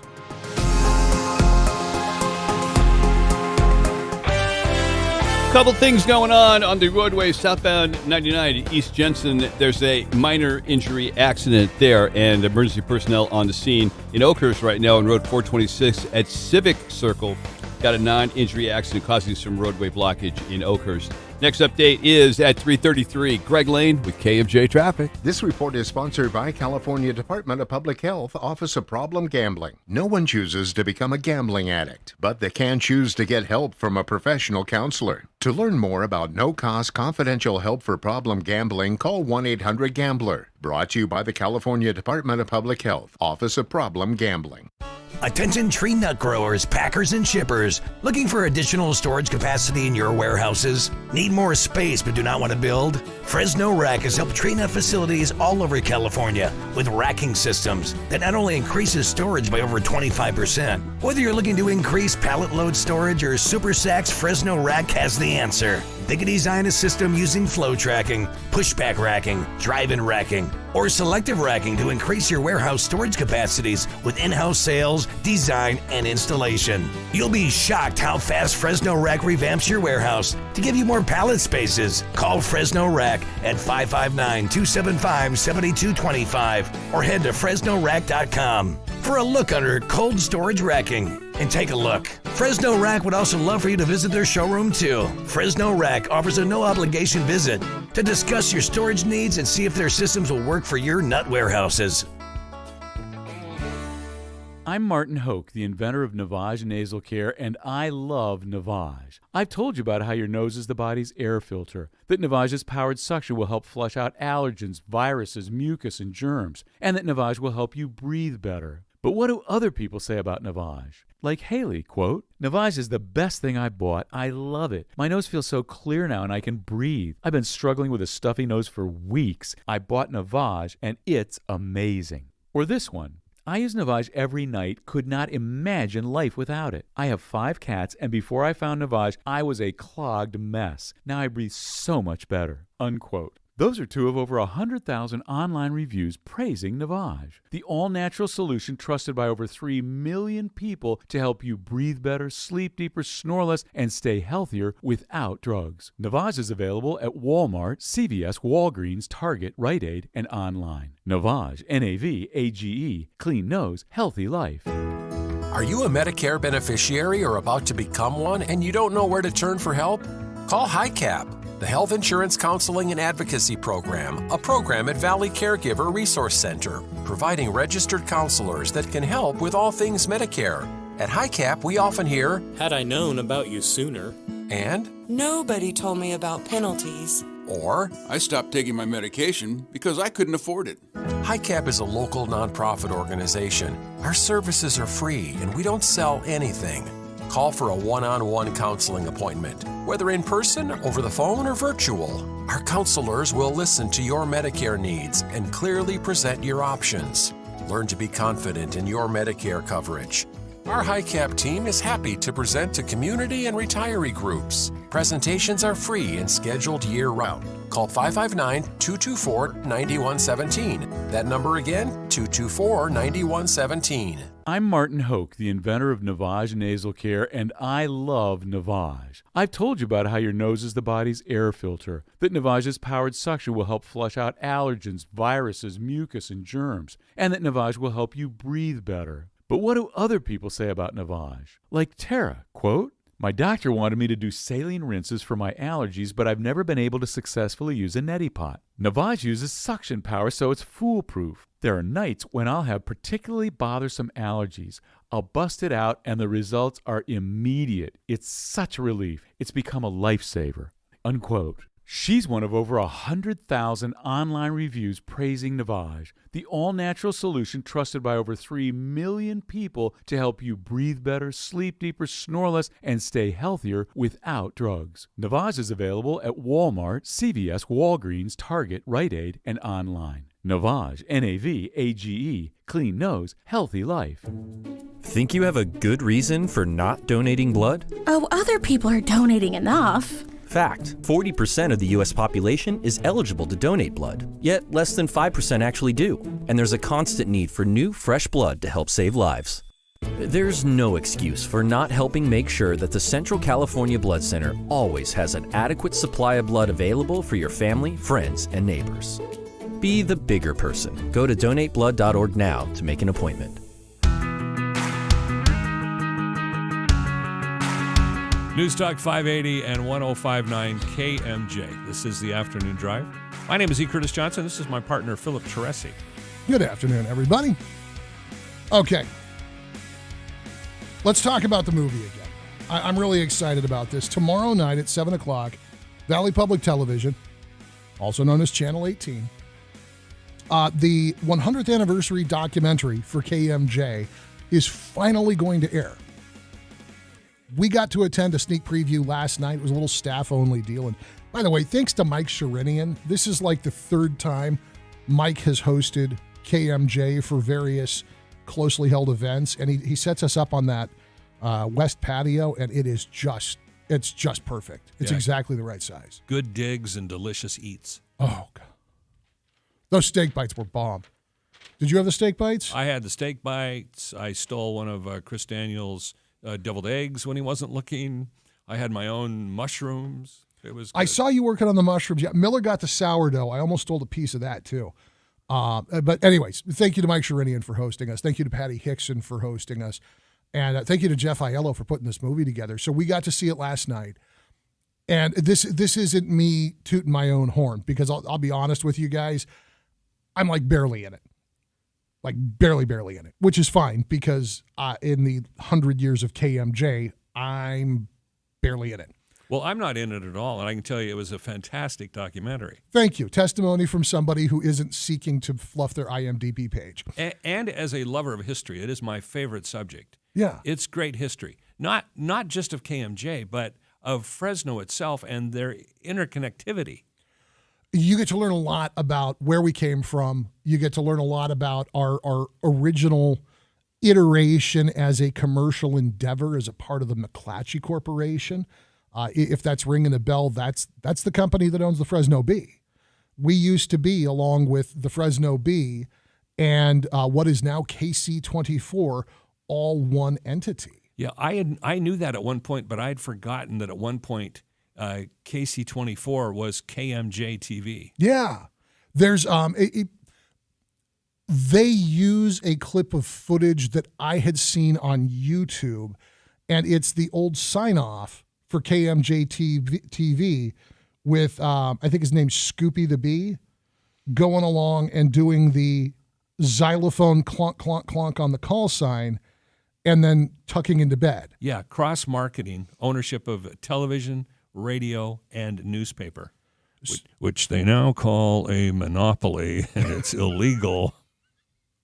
But even that, we got to learn a little bit about how that got to exist for as long as it did, because KMJ and the Bee and KMJ TV were together a lot longer than a lot of those setups were. I think some of that had to do with just the sheer number of radio stations in the market, that it was tough to scream monopoly when there was so much competition.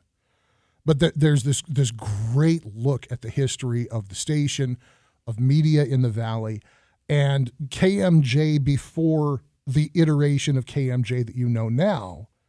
And then there's the jump off to news talk radio. And John Brodsky coming in, and Al Smith at the helm, and Ray Appleton being called back into radio. Because he was done. He was in the UK. And he tells the story of getting this phone call and coming back to Fresno to do radio again. And it's just a neat historical document, and I'm really, really looking forward to you guys getting to see it tomorrow night.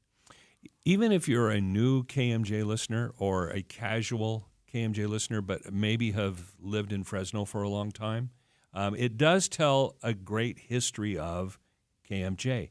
But just seeing a history of Fresno also, maybe if you were born and raised here or love where the valley that you live in, that portion of the documentary is worth it also. Totally agreed. And for those of you that are wondering, I am not going to spoil the surprise. But for those of you that remember a certain era of KMJ, for those of you for whom the name Captain Scotty holds some meaning, there's something in there for you too. Check it out tomorrow night, 7 o'clock, Valley PBS, Channel 18. If you got a DVR, set your DVR. If you don't have a DVR, look into your various provider mechanisms and watch this thing, because the Valley PBS is going to stream it through, I believe, all of their available streaming outlets. Yeah, YouTube and the other stuff they have. So no matter how you connect, you're going to be able to watch this. And join us tomorrow night, 7 o'clock. Learn about the history of the Valley, the history of KMJ. And like I said, there's a couple of surprises in there. So when we get back, I think it's one of those things I could be seeing signs where there are none to be seen.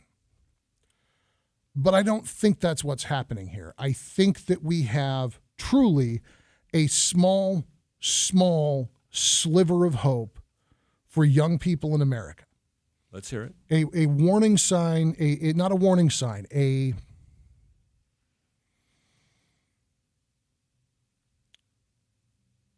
horizon line signal that young people in the United States may be moving in the direction that, and I said this last week when we were talking about the banning of TikTok because it's Chinese spyware versus the imposition of requirements on social media networks to try and verify ages of young people, another bright idea coming out of Sacramento. And I said, this is not ultimately helpful. One, most young people know how to get around that stuff. Two, if you are going to coexist with social media as a dominant feature in the technological landscape, you have to scratch your knees. You have to bump your head. You have to build up an immunity and a sense as a society, as a culture, as a species, for how to navigate this thing and survive this thing. And there's just a little glimmer on the horizon that says to me that the kids are starting to develop that very immunity that we talked about. You're killing me, Smalls. Well, yeah, but it's news time. Oh, I gotta wait. KMJ News now. It's 3:30 in Fresno. Good afternoon. I'm Jim Miller in the KMJ News Center. An apartment building destroyed after a fire early this morning in southeast Fresno at about 3 a.m. on Chestnut and Laurel Avenues. Crews arrived. They found heavy fire coming from the apartment building under construction. A second alarm crew had to be called to help protect nearby buildings from potentially catching fire due to flying embers. Firefighters able to put out the fire. They'll be on the scene for some time, mopping up the fires under investigation. Reopening dates for Sequoia and Kings Canyon National Park announced. Park officials said some of those dates are in April, May, and June. The dates are likely to change as road repairs continue. The mountain communities in Fresno County bracing for more snow over the next several days. Sheriff's deputies say they're patrolling the mountains for any necessary rescues. Department officials say they're also concerned about snowmelt and potential flooding. Some well-known names for tropical cyclones will never be used again. Fox's Kevin Uretsky explains why. Now the forecast from Fox 26's Justin Willis. More rain through tonight with another quarter to a half inch on the valley floor. Winter weather advisory through tonight above 4,000 feet, up to 4 feet of snow in the Sierra. Flood watch for the foothills also through tonight with excess runoff headed downstream and continuing the flood advisory for the San Joaquin and Kings Rivers. Winter weather advisory en route to Southern California. Watch for snow on the Grapevine and Tehachapi Pass. Afternoon highs are in the upper 50s, overnight lows in the 40s. From the Fox 26 Weather Center for KMJ, I'm Justin Willis. With news on the hour, on the half, and when it breaks, and always streaming at KMJNow.com, I'm Jim Miller for News Talk 580, 105.9 KMJ. Got a serious accident that just occurred in Lemoore on northbound 41 at Hartford-Armona Road. There is a solo vehicle that is on its side and some injuries because of that. Emergency personnel are on the way to that scene. Southbound 99 at East Jensen and Fresno, minor injury accident there.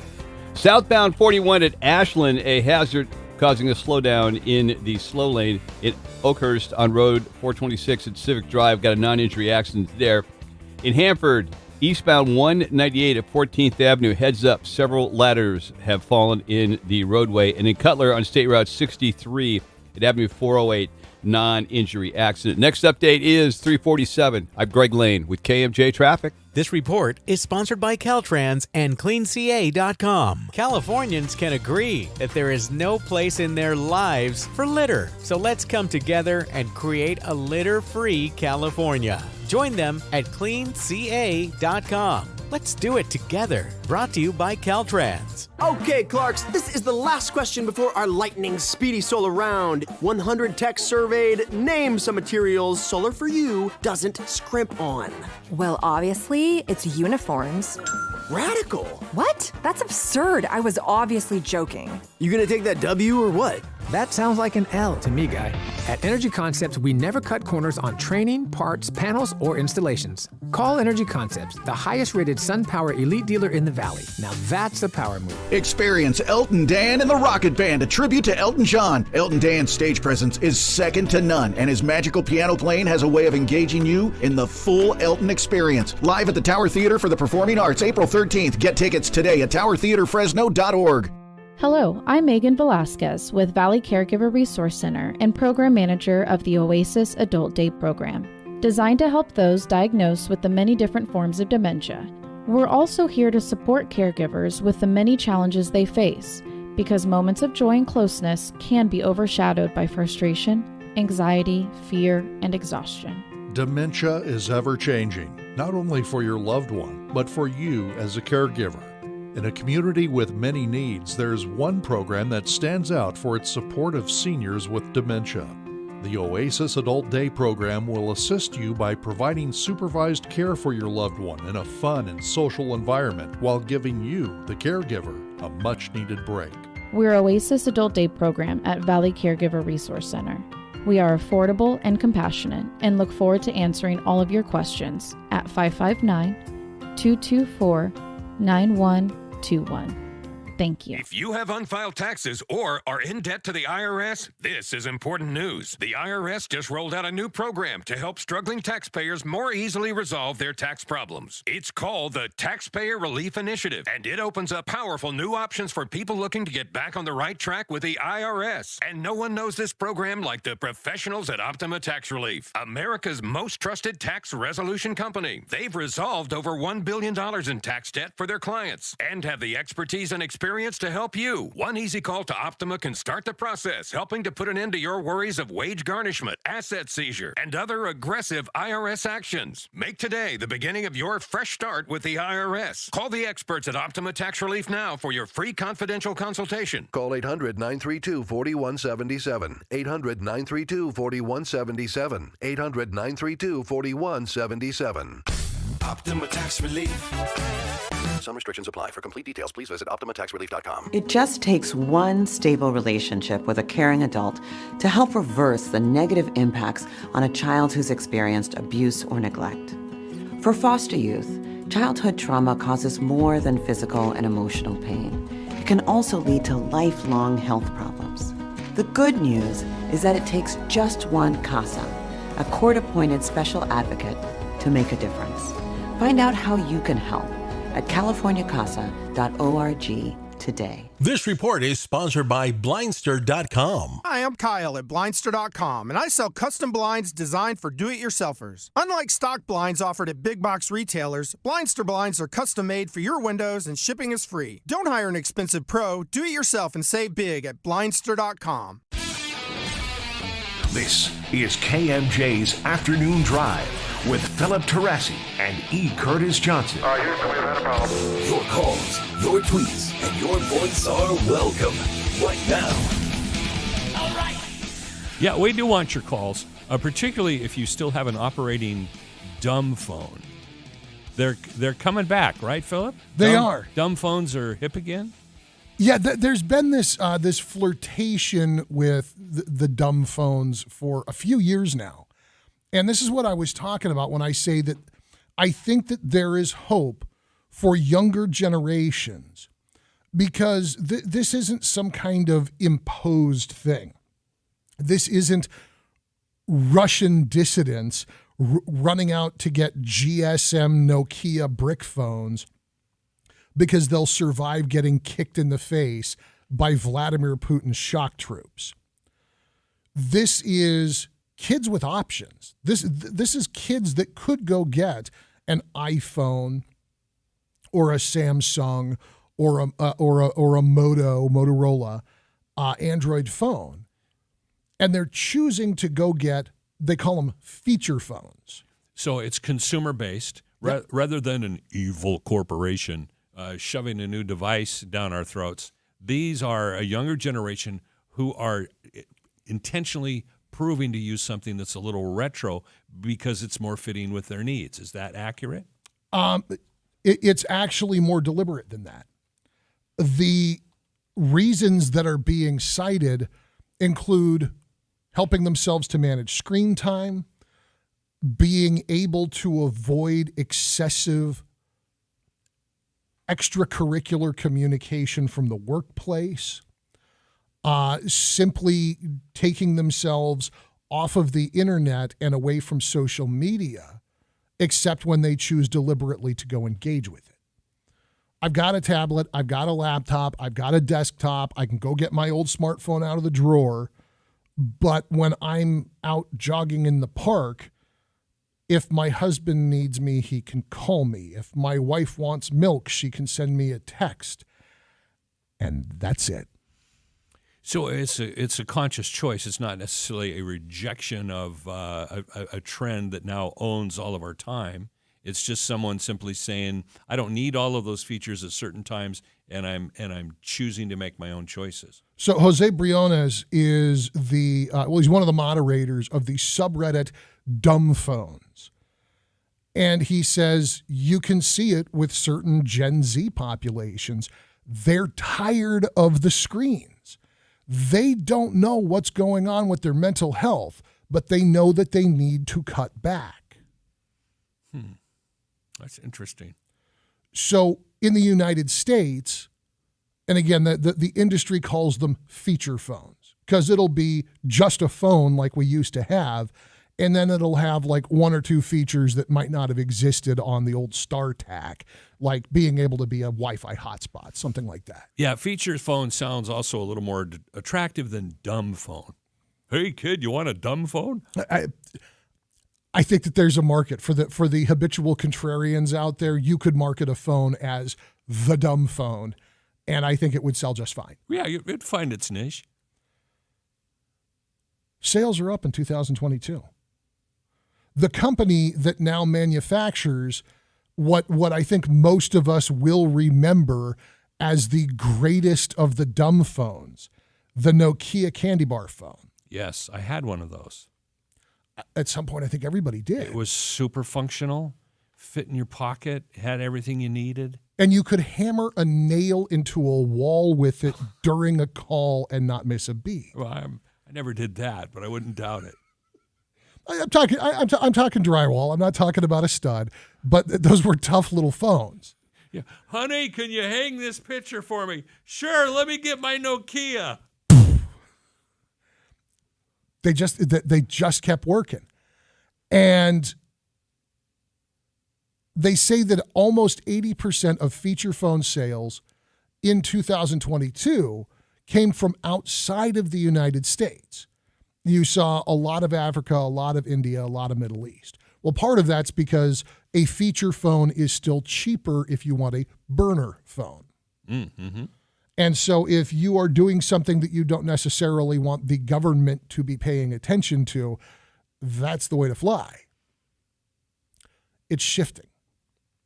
Young people, specifically young people in the United States, are making the jump. We've got one market analyst here who said in North America, the market for dumb phones had flatlined. We're now seeing we're on trend for a 5% increase over the next few years, if nothing else, based on public health concern. This is coming back to young people realizing, oh, having the internet all the time is bad for my brain and my heart and my soul. I still need to let grandma get a hold of me. I still need to be able to call and order a pizza. But I don't need Facebook in my pocket. You know what I'd like to see on the return of the dumb phone? BlackBerry's coming back. See, that was Oh, I'd love those. I had 2 BlackBerries, 2 different companies I worked for. In fact, we went to a church function once, and I was getting a work text, and my kids were younger, and we had a friend of one of my kids, and I whipped out my BlackBerry to answer it. And I hear this kid that my son's hanging out with. He goes, "Oh, your dad's got a BlackBerry. He must be important." And I went home and I told my son, "Stop hanging around with that young man. He's too easily fooled. No, I'm not important. I just have a really cool toy." But I miss that BlackBerry. Being able to type a text and actually feel the raised nubbins, not the characters, the buttons on the phone. The tactile feedback of handling a keyboard, yeah. Yeah, as opposed to an iPhone where you're just a hot mess if you look at the thing the wrong way. I miss that BlackBerry. Well, and you were always an early adopter of that kind of technology, because I remember you having a Palm Pilot before anybody had a Palm Pilot. Yeah, I had 2 Palm Pilots. I don't miss those. Those were, I mean, they were cool. They were hip for their time, very functional for the time. But the actual tactile keys on a BlackBerry, if somebody could put that, if Apple, anybody from Apple listening, if you could put that on my Apple phone, oh boy, I'd love that. If they sold it, because they're never going to put them on the iPhone, but if they sold a little keyboard that you could plug into the port at the bottom to have that, would you buy that? I would leave this show and leave you hanging for the next subject to talk about, to go to the store and buy it. Fair enough. Yeah, I'll be honest. I've got a brand new dumb phone sitting in my drawer at home. I kind of bought it on a lark one night. I saw it on the Verizon website because you can buy a dumb phone for like $100. They're not expensive, especially when you get into the cost of smartphones. I mean, I've got a Samsung Galaxy. I don't know. I've been paying $30 a month for an awful long time for this phone that I hate. There are things about the smartphone that obviously are super, super useful. Honestly, if I can stick that thing in my backpack and just have a phone, because I've only got one parent left. I've only got one kid still in the house. So there's the number of people who need to reach me now has gotten very small, which I'm fine with. But the idea of just having the dumb phone, and then the boss knows, the folks that need to reach me know, yeah, you actually have to call him. But it's a separate number, right? You can't have a dumb phone, a smartphone on the same number, though. I know the technology exists to do that. I don't want to do that. I want to kill the service to the smartphone and just have the dumb phone. Okay. And just when I'm at a Wi-Fi hotspot, or even having a dumb phone that can be a Wi-Fi hotspot if I need to access the features of a tablet or a smartphone, I'm fine with that. But to not have this stupid thing pinging and dinging and making noise at me all day, every day, that's why I bought the dumb phone. I really bought it with an eye towards, when I go on vacation, I'll just move my service over here. But I'm more and more, I'm looking at this and I'm thinking, they're right. Pulling back from this technology is I really believe it's going to be a natural part of human beings as a species evolving to coexist with the level of information technology that we have. You've piqued my interest. I also think if you're a parent right now, the message to your kids should be you can have a smartphone when you have a job and you can pay for it yourself. Or, son, this is the next cool thing. All the cool kids are having these cheap, inexpensive phones that I don't have to pay more money for. All the cool kids are having these. You want to be a cool kid, don't you? I whatever it takes to get the kids away from it, man. But it looks like, at least in Generation Z, they're starting to take themselves away from it. And that's that glimmer of hope on the horizon that I'm talking about. It's the Afternoon Drive at News Talk 580, 105.9. KMJ Worldwide. Find us at kmjnow.com. Out and about this afternoon, Madera Avenue 17 between Crescent and Camden, they have a traffic hazard that is blocking the number 2 lane, and that's causing problems because it's not a real wide road anyway. In Lemoore, northbound 41 at Hanford-Armona Road, they're dealing with an injury accident. And as always this afternoon at this time, westbound 180 to northbound 41 starts the slow-moving traffic. Next update, 4:03. I'm Greg Lane with KMJ Traffic. This report is sponsored by Blindster.com. Hi, I'm Kyle at Blindster.com, and I sell custom blinds designed for do-it-yourselfers. Unlike stock blinds offered at big box retailers, Blindster blinds are custom-made for your windows and shipping is free. Don't hire an expensive pro. Do it yourself and save big at Blindster.com.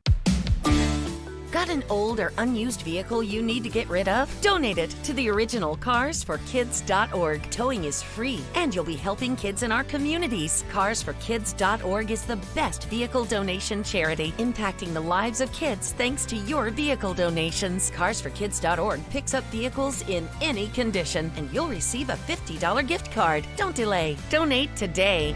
Carsforkids.org. Right off the car, not the kid.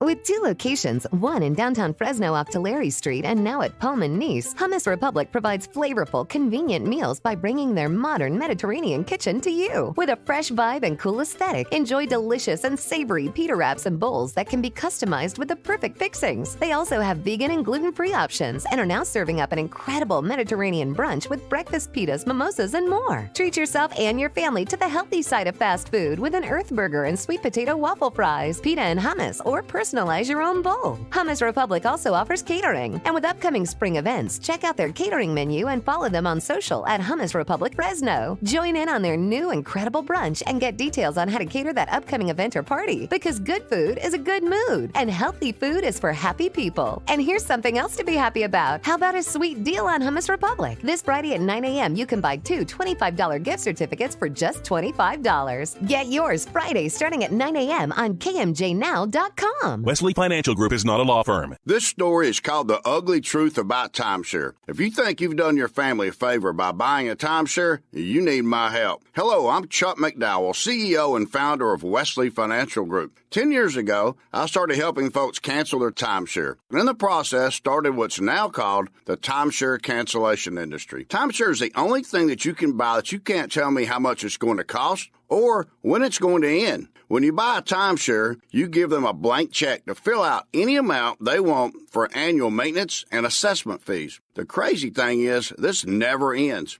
Even when you die, your family's now going to be stuck with this burden. Stop the insanity today. Call my office now. If we take you as a client, I guarantee we'll cancel your timeshare or you'll pay nothing. Call for your free information kit. 800-384-9393. That's 800-384-9393. 800-384-9393. My brother-in-law died suddenly, and now my sister and her kids have to sell their home. That's why I told my husband we could not put off getting life insurance any longer. An agent offered us a 10-year, $500,000 policy for nearly $50 a month. Then we called SelectQuote. SelectQuote found us identical coverage for only $19 a month, a savings of $369 a year. Whether you need a $500,000 policy or a $5 million policy, SelectQuote could save you more than 50% on term life insurance. For your free quote, call SelectQuote at 1-800-330-1991. That's 1-800-330-1991. Or go to SelectQuote.com. That's 1-800-330-1991. SelectQuote. We shop, you save. Full details on example policies at SelectQuote.com/commercials. Salt is for seasoning, not drinking. Water softeners add sodium to your water without filtering it. Here's something better than a softener: a LifeSource salt-free water system. Softeners do not filter water and remove healthy minerals. LifeSource filters water from every tap and keeps healthy minerals without maintenance, salt, or servicing. New customers can get a free Apapure antibacterial filter, a savings of $825 with qualifying purchase. Offer ends soon, so call 559-330-1850. LifeSourceWater.com. Billy Joel, Stevie Nicks, for the first time, joining forces for an incredible music experience. All of the hits, all of the energy, and we want to send you to the show. We're sending one lucky winner and a special guest to Kansas City to see these rock and roll Hall of Famers in person. Grand prize includes round-trip air, 2-night stay, and even a famous KC barbecue dinner before the show. Just listen to KMJ, weekdays at 7:30 a.m. and 12:30 and 5:30 p.m. for the national text keyword for your chance to win. Stevie Nicks, Billy Joel, and KMJ. Price is provided by Live Nation. News Talk 580 and 105.9 KMJ. You are listening to The Afternoon Drive. My name's E. Curtis Johnson. This is my partner, Philip Teresi. Philip, you still have a child at home, so this might attract you, although I think your present child may be a little more orderly than you were at that age. But, yes. But I digress. I digress. Don't mean to throw you under the bus. But there's a new Senate bill, Senate Bill 274 and Assembly Bill 599, that would actually change some of the discipline code for students in California schools. For example, students who will be caught selling booze or drugs will still be subject to suspension or expulsion if they're selling it. Yeah. But if they're simply using it, there are some lesser disciplinary measures that can be taken. Now, as a believer in mercy, I think generally people want justice. When we've been wronged, we want justice. Yeah. When someone has wronged us, but when we're wronged, we all want mercy. So and this is probably dependent upon the child, but I kind of like the leniency of this because it's not so draconian.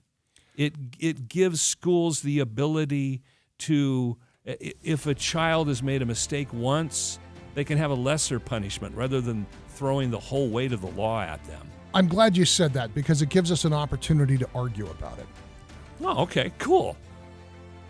We'll talk about Assembly Bill 599 and Senate Bill 274 when we get back. In my opinion, more overreach from Pyongyang West.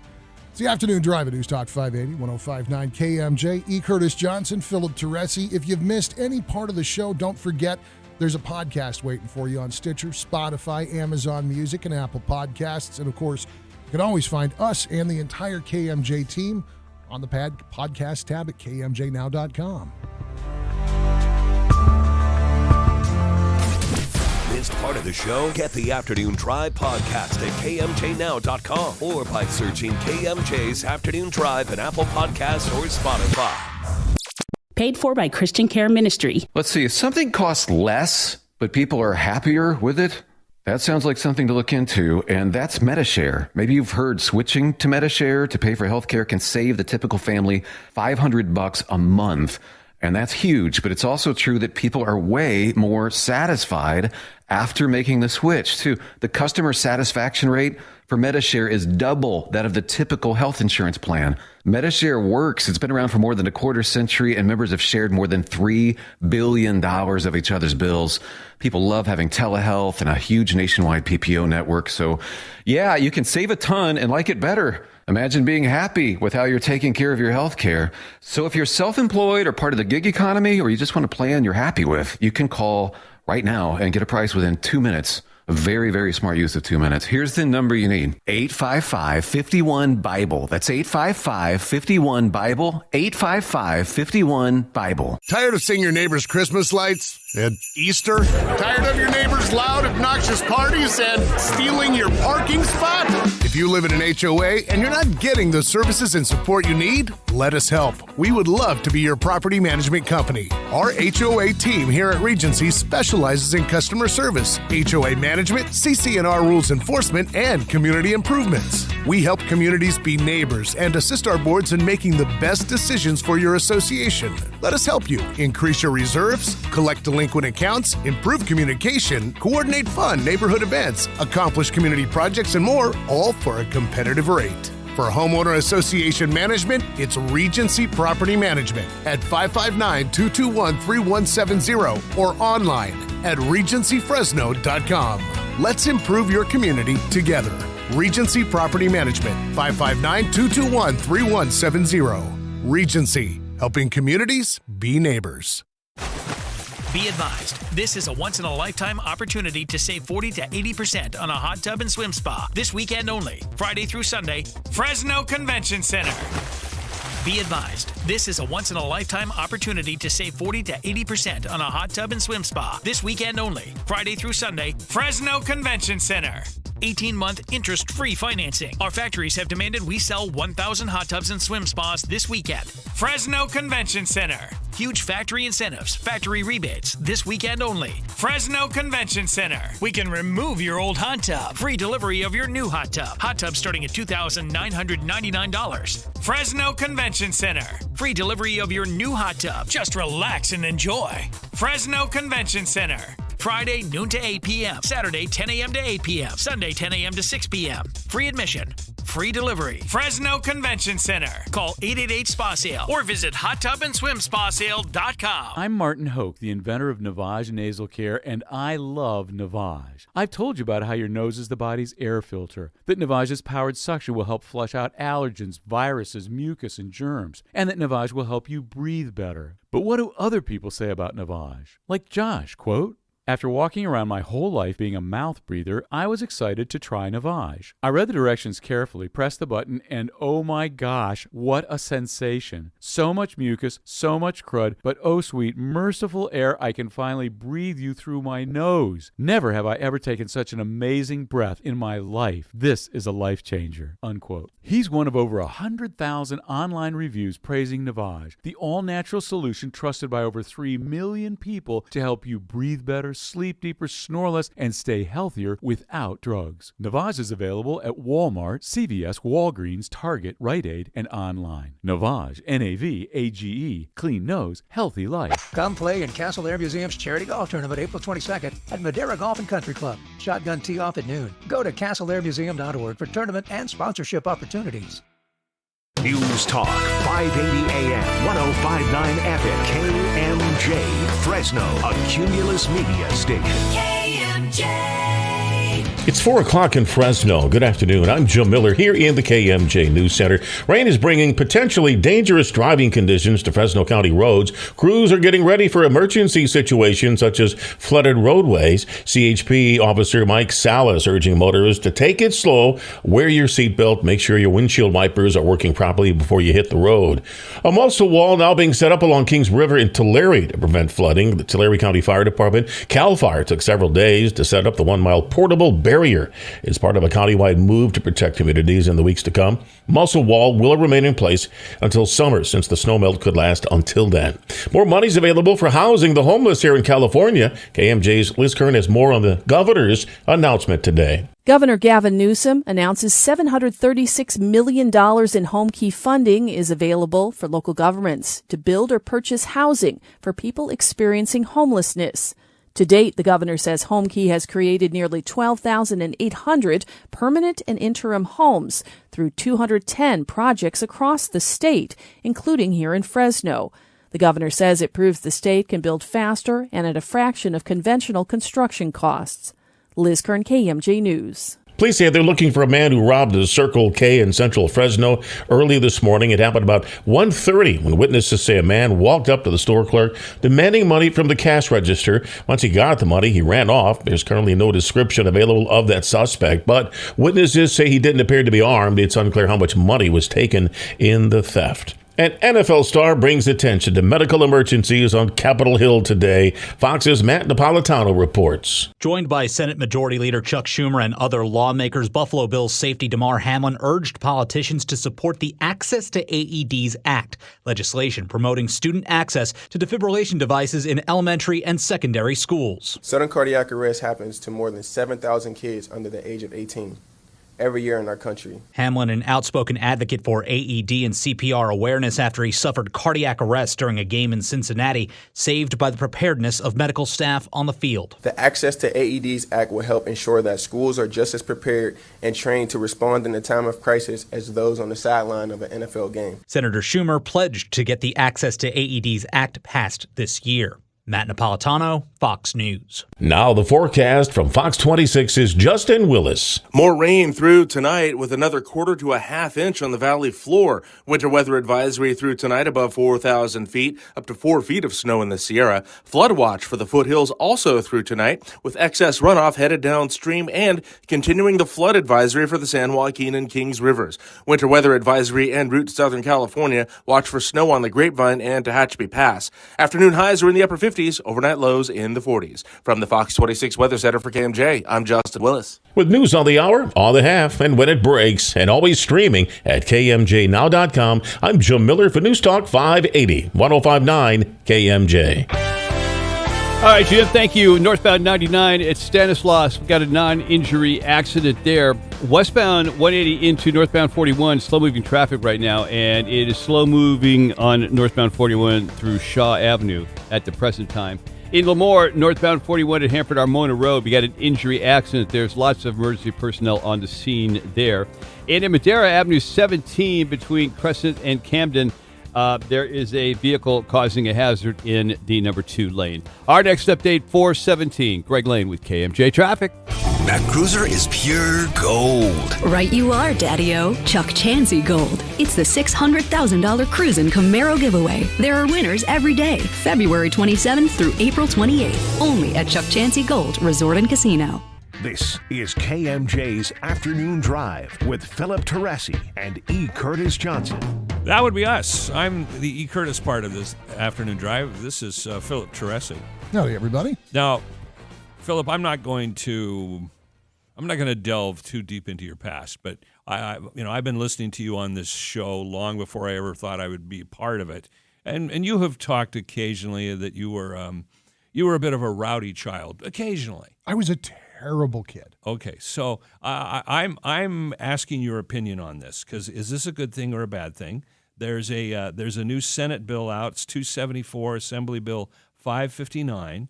Which would change discipline codes in California schools.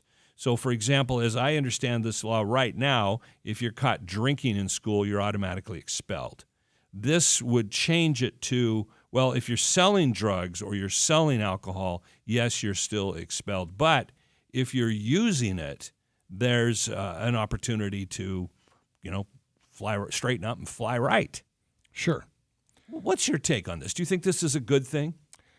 No, it's not. Why? First of all, to a point that you have made and made well, every student is unique and every situation requires respect for the nuance. Because you can have some knucklehead who disrupts class, doesn't participate in the academics, creates disruptions on campus, and shows up high as a kite. It may be that fourth element is the element that puts that kid across the line for an expulsion or a transfer to a continuation campus. Conversely, you may have a kid who behaves themselves, does their best in school, even if it's not great, they at least make an effort, who is not a disruption in class or on campus, who gets caught being under the influence because in the world in which we exist, unfortunately, sometimes young people choose to self-medicate to deal with issues larger than what they're willing to talk to a guidance counselor about. You got some kid who's got domestic violence at home. Dad gets drunk on the weekends and beats the hell out of his mom and him.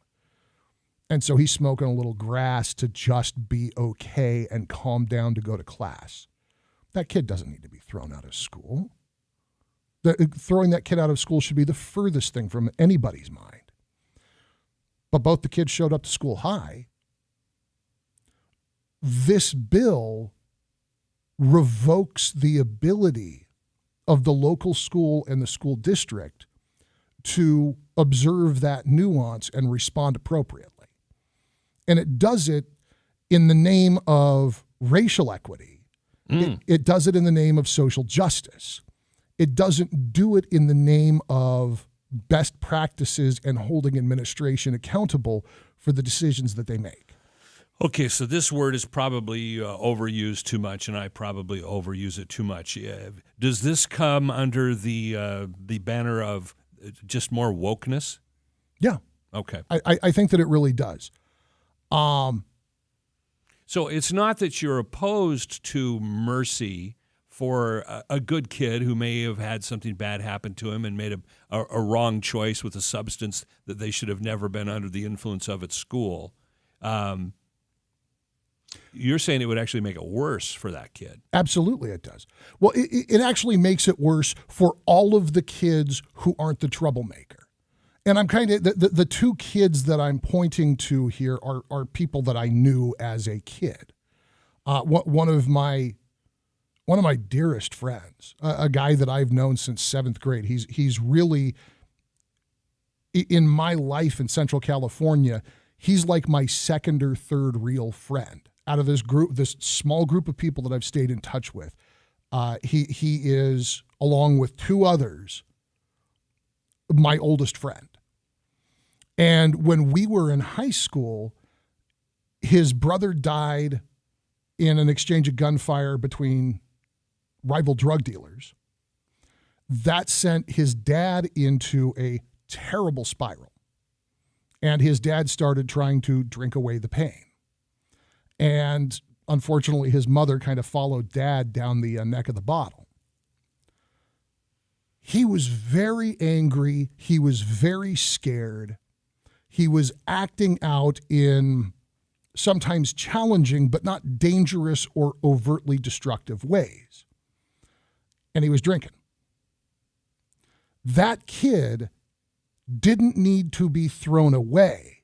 That kid needed support. He needed somebody to sit him down and say, look, son, life isn't fair. And it's gonna suck for a little while longer. But if you don't screw up your life, there's light at the end of this tunnel. That's what he needed. And fortunately, he got something very, very close to that. He did ultimately get put on home studies, but that was because his dad, diving down the neck of a bottle, finally succeeded in finding what he was looking for and ended up blowing up his liver and killing himself. Well, that's one way. Disgusting behavior from somebody who should have been there to support his family. And so my buddy went to home studies and went to work to support his family.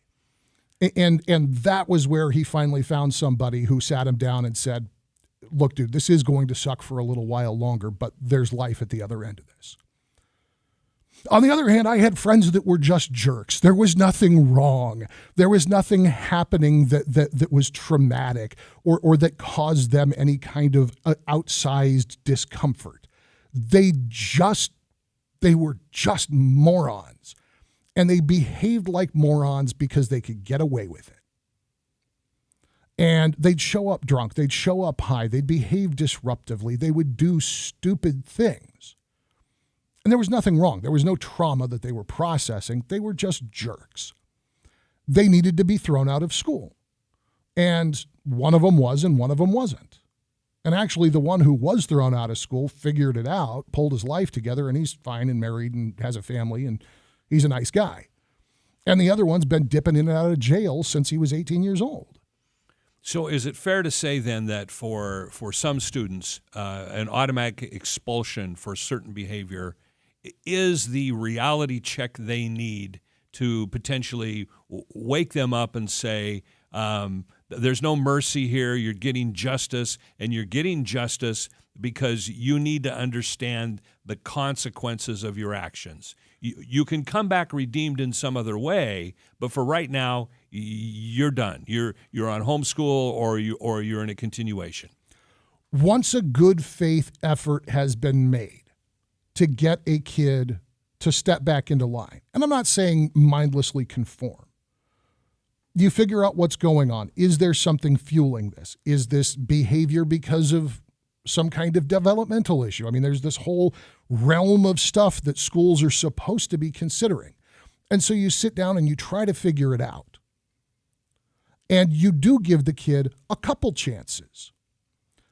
But when you get to the point where you realize that you have this incorrigible bad apple, for the sake of all of the other kids that kid comes into contact with, for all of the classrooms that child will disrupt, you have to say enough is enough. For the good of the many, we have come to the conclusion you refuse redemption. Thank you, goodbye. That tool has to be in the toolbox. You've opened my eyes. It requires individualization. It requires nuance. And one of my frustrations is because of the way that we organize schools right now, usually the only people that encounter these kids that have any substantial understanding of their individual circumstances are the teachers, who are the least empowered in disciplinary decision-making. And so you end up with a vice principal or a GIS or whatever the name is this week, the disciplinarian for the campus. And it's one or two people, and they're supposed to know the backgrounds and the circumstances. I mean, in the case of a high school, what is that? It's 2,500 kids. And they're supposed to know all these backgrounds and all these circumstances and all these situations and all of this minutia. And it's not possible. But they don't go to the teachers and say, hey, is little Timmy okay? Is there anything about this kid I should know before I make a decision? Instead, it really does come down to, does little kid Timmy come into the office with his hat in his hand and go, I know I screwed up. I'm sorry. I'll try not to do it again. I wasn't trying to hurt anybody. I'm just, having a bad time. Or does he come in with an attitude? I know it's unusual to imagine a 16-year-old boy trying to front like he's tough. What? No, that never happens. You can't take this tool out of the toolbox. You need to allow the schools the breathing room to make these decisions intelligently. Okay, so and to frame this another way then, while this may sound like on the surface it's state actually helping out, in reality it's just the state sticking its nose in where local decisions need to be applied. Is that fair and accurate? That's exactly right. Okay. All right, so any bad kids out there listening right now, you want me as your vice principal because I'm an idiot and I don't know how to apply proper discipline. You definitely don't want Vice Principal Teresi over here because he's going to throw the book at you. It's the application of mercy should always be the first resort. Your approach to this should always be the first step. It should probably also be the second or third step. But there does come a point where if an administrator looks at this and says, no, there isn't a reason for this. This kid's just showing up high. He's a burnout. He's an idiot. He's just caught up in the fantasy in his head of this image, this lifestyle of, I'm gonna be the next Tommy Chong, that you've got to say, all right, enough is enough. You're causing a problem. And this will take us right into SB 274, which is currently active and in the committee process.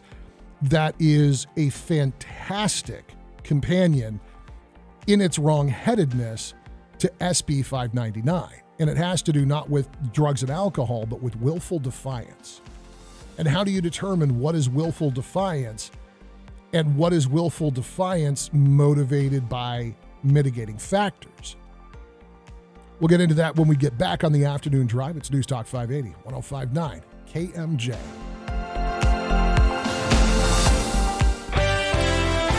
Right now in Fresno, South Clovis Avenue at East North, got a hit and run, non-injury accident causing some problems. Northbound 41 at Shaw got a non-injury accident, but it is affecting the off-ramp.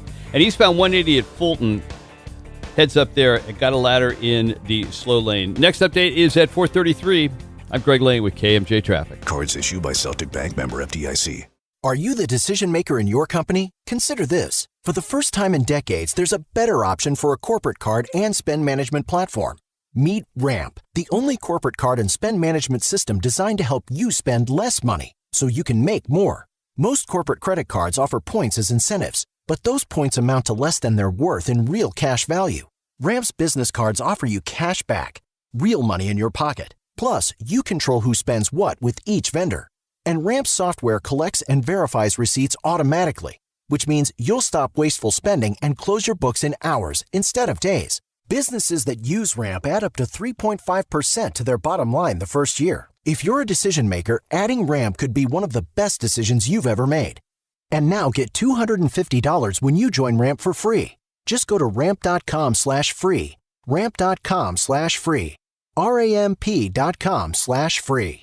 Gotta tell you, these are very ugly times for many facets of American business because of the war with Russia and Ukraine. Let me tell you about agriculture and a very respected name, J.C. Lansdowne. They partner up with every one of their agricultural customers in making petroleum purchasing decisions. They will advise on price and the direction of the market. And the market, slightly volatile, of course. J.C. Lansdowne, it's safe to say, has been there and done that for almost 100 years in 4 generations. Whether you're just a family farm or you're a dairy business, J.C. Lansdowne is there to guide you through decision-making when it comes to purchasing fuel. My heart goes out to everybody who's affected by these times, especially those of you in the ag business. If it isn't one thing, it's got to be another. But you'll sleep better knowing that J.C. Lansdowne is watching out for you. Call 559-651-1760. Most of you know the name. Just reach out and they'll be there for you. Remember, it's 4 generations and 100 years in the field with you. J.C. Lansdowne. Prescriptions require an online consultation with a healthcare provider who will determine if appropriate. Restrictions apply. See website for details and important safety information. Subscription required. Price varies based on product and subscription plan. Hey guys, did you know there's a generic form of Viagra that works just the same, but is 95% cheaper? And you can get it online? Just go to 4hims.com/radio. Through Hims, you'll get a free medical consultation, discreet shipping if prescribed, a 100% online process, and trusted generic alternatives to the name brands at up to 95% off. That's right, get generic for Viagra, the same active ingredient as brand name Viagra, but for 95% less. It's the same medication, still prescribed by a licensed medical provider, but with zero copay, no expensive appointments, and no awkward face-to-face conversations. To start your free online visit, you need to go to this exclusive address, 4hims.com/radio. That's 4hims.com/radio for your free online visit. FORHIMS.com/RADIO.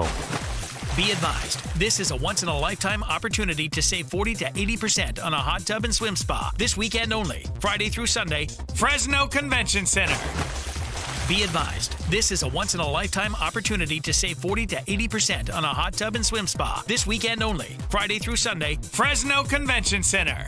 18-month interest-free financing. Our factories have demanded we sell 1,000 hot tubs and swim spas this weekend. Fresno Convention Center. Huge factory incentives, factory rebates, this weekend only. Fresno Convention Center. We can remove your old hot tub. Free delivery of your new hot tub. Hot tub starting at $2,999. Fresno Convention Center. Free delivery of your new hot tub. Just relax and enjoy. Fresno Convention Center. Friday, noon to 8 p.m. Saturday, 10 a.m. to 8 p.m. Sunday, 10 a.m. to 6 p.m. Free admission. Free delivery. Fresno Convention Center. Call 888-SPA-SALE or visit hottubandSwimSpaSale.com. News Talk 580 and 105.9 KMJ. This is the Afternoon Drive. My name is E. Curtis Johnson. This is Philip Teresi. I almost got expelled from school. It was my senior year. It was the beginning of it. Over the summer, I had purchased a motorcycle. And my mom said, "No, you can't buy that motorcycle." And I said, "Yes, I can. I know I'm only 17, but I have the money, and you can't stop me." And I bought the motorcycle. Yeah. And it was like the second day of senior year. And the high school that I went to was an assemblage of wings. It was a sprawling campus. Yeah. And I was, I got this stupid idea that I was going to ride my motorcycle down one of the hallways. And I had a buddy at one end and who was going to let me out on the other side. And a buddy at one side who was going to let me in. And I'm sitting there outside the doorway trying to get up the courage to do it. And I chickened out. And I rode away. And my drafting architecture teacher pulled me aside later because his classroom had a bird's eye view of what I was about to do. Mm-hmm. And he said, "You know what? I'm so glad you backed away from that because you would have been expelled immediately." Yeah. And, I'm grateful that I didn't do what I thought about doing. I'm not sure what kind of an effect that would have had on my life. But here we've got, as we've just discussed here, a couple of one Senate and one Assembly bill, 274 in the Senate, bill number 599 in the Assembly. And you have a better grasp of this than I do. Normally, I'm against state controlling everything. To me, some of these things ought to be just local issues. But it's California, so yeah. Sacramento's got to control everything.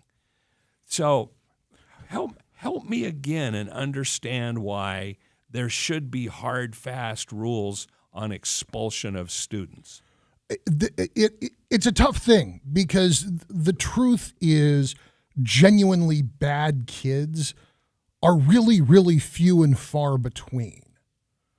I mean, and you know this, as a father of three and as a man who's been active with them and who's been active in the community, you know this. Genuinely bad kids are exceedingly rare. Yeah, I'll give you that one. And I'm pretty cynical, but I'll give you that one.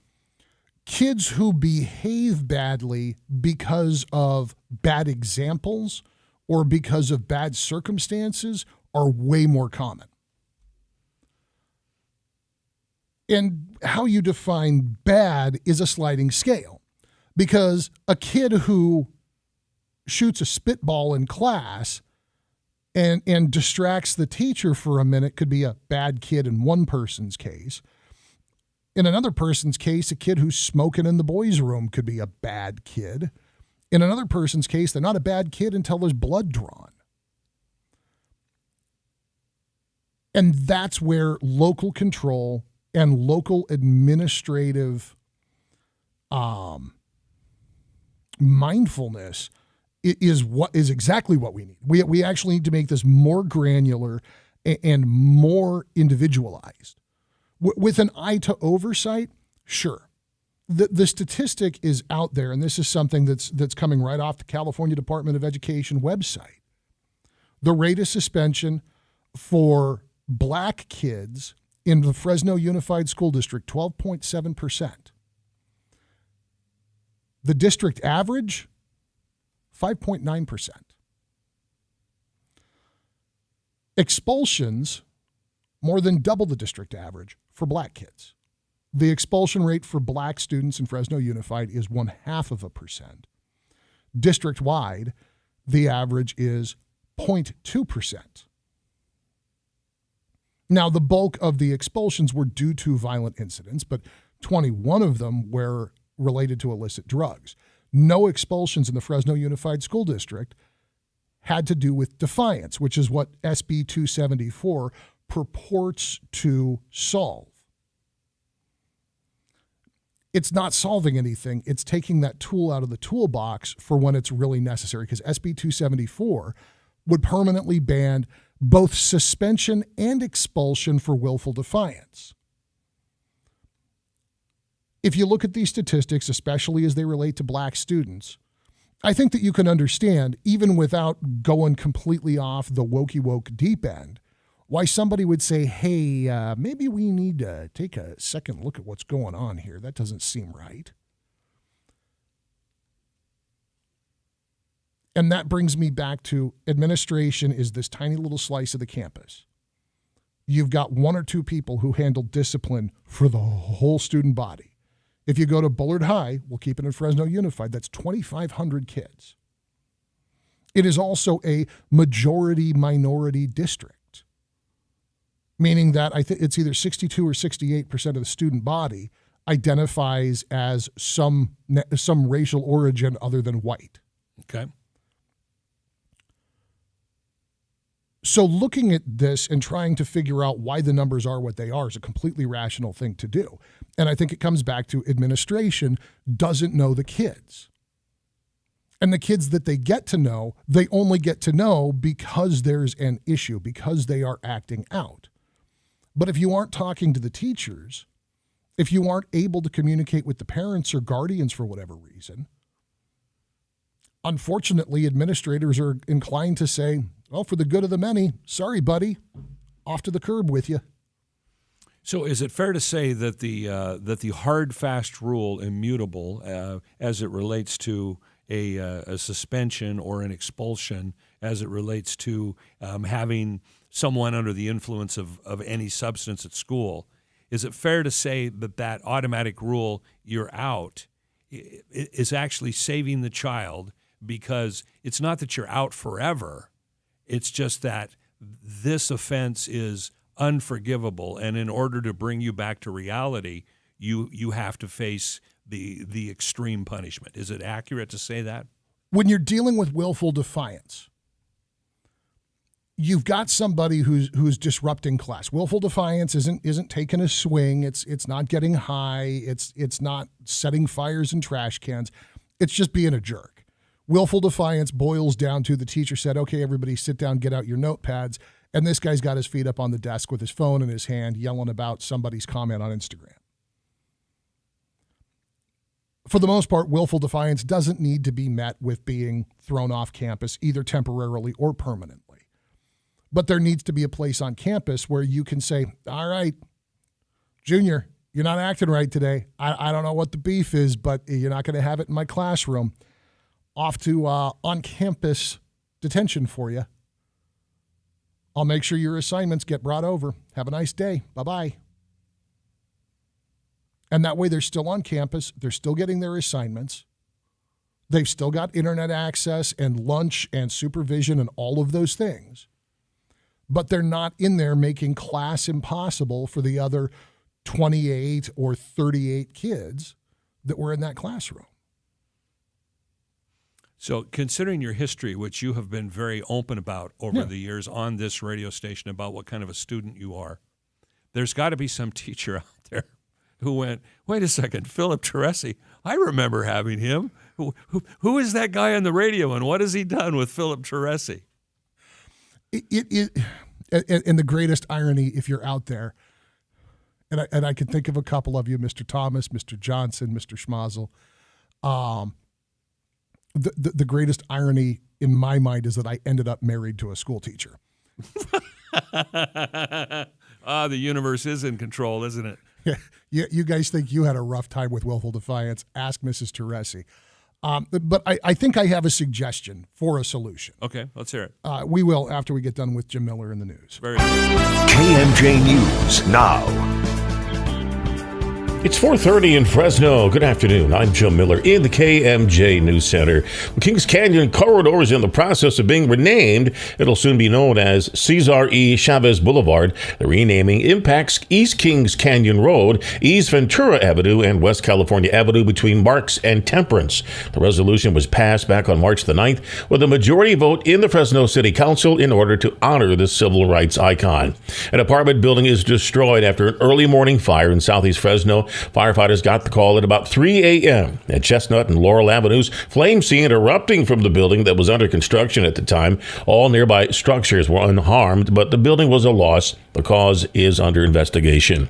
The president of Taiwan is traveling to the U.S. as China makes threats. Fox's Ryan Schmelz at the White House has more details in this report. The trip will be Taiwanese President Tsai Ing-wen's sixth time in the United States. She will arrive in New York, then head to Central America before visiting California. That is where eyes will be on a possible, yet unconfirmed meeting with House Speaker Kevin McCarthy. The Chinese government has threatened, quote, resolute countermeasures if the two meet. John Kirby of the National Security Council says Beijing should keep its cool and not use the visit as a reason for aggression. There's no reason for them to react harshly or overreact in any way. This is a common occurrence. Kirby says President Biden is still looking forward to having another conversation with Chinese President Xi Jinping at, quote, the appropriate time. At the White House, Ryan Schmelz, Fox News. Now the forecast from Fox 26's Justin Willis. Rain this afternoon with highs in the upper 50s, overnight lows in the 40s. If you're headed to SoCal, watch for snow on the Grapevine and Tehachapi Pass. Winter weather advisory continues above 4,000 feet, up to 4 feet of snow in the Sierra. Flood watch for the foothills also through tonight, with excess runoff headed downstream, and continuing the flood advisory for the San Joaquin and Kings Rivers. Another quarter to a half inch of rain expected on the valley floor through tonight. For KMJ from the Fox 26 Weather Center, I'm Justin Willis. With news on the hour, on the half, and when it breaks, and always streaming at KMJNow.com, I'm Jim Miller for News Talk 580, 105.9 KMJ. On northbound 41 at Shaw Avenue on the on-ramp, a couple of vehicles involved in an accident. There's some debris, but both vehicles are on the right-hand shoulder. On South Clovis Avenue and East North Avenue, we got a hit-and-run non-injury accident and slow traffic on northbound 41 coming off of westbound 180. Next update, 447. I'm Greg Lane with KMJ Traffic. Don't miss the finale of the $600,000 Cruisin' Camaro giveaway on April 28th. Win your share of $47,600 in cash or cruise away in a new 2023 Chevy Camaro. Only at Chuck Chansey Gold Resort and Casino. To be a leader in the field, you have to prove you can run like one. John Deere's 8R Series tractors leave no room for compromise. Intuitive and powerful, these machines are ready to impress with up to 370 engine horsepower. That's efficient and smart while delivering torque when you need it. Check out Thomas & Tractor Company in Fireball, where for over 55 years they strive to provide their customers with individual, personalized attention. Thomas & Tractor Company in Fireball, where superior service is standard equipment. Think you have a good reason for not donating blood? I don't have any blood to spare. Fact. Your body is constantly manufacturing blood. And since you won't be eligible to donate again for 56 days, your body will completely replace your generous donation. There's no excuse for not helping make sure that the Central California Blood Center always has an adequate supply of blood available for your family, friends, and neighbors. Be the bigger person. Go to donateblood.org now to make an appointment. Modern industry depends on proven industrial and technological expertise. For over 3 decades, iCAD Automation has served the Central Valley with end-to-end, one-stop-shop automation integration, electrical engineering, and UL-listed control panel construction projects. For nearly 2 decades, its sister company, Lighthouse Electrical, has served the Central Valley with end-to-end, one-stop-shop industrial electrical installations. Together, iCAD Automation and Lighthouse Electrical have provided end-to-end industrial construction installations for ag industrial processing line improvements, new and retrofit construction projects. iCAD Automation and Lighthouse Electrical are woman-owned and operated and serve the federal government, local municipalities, agriculture, food, and beverage industries throughout the Central Valley.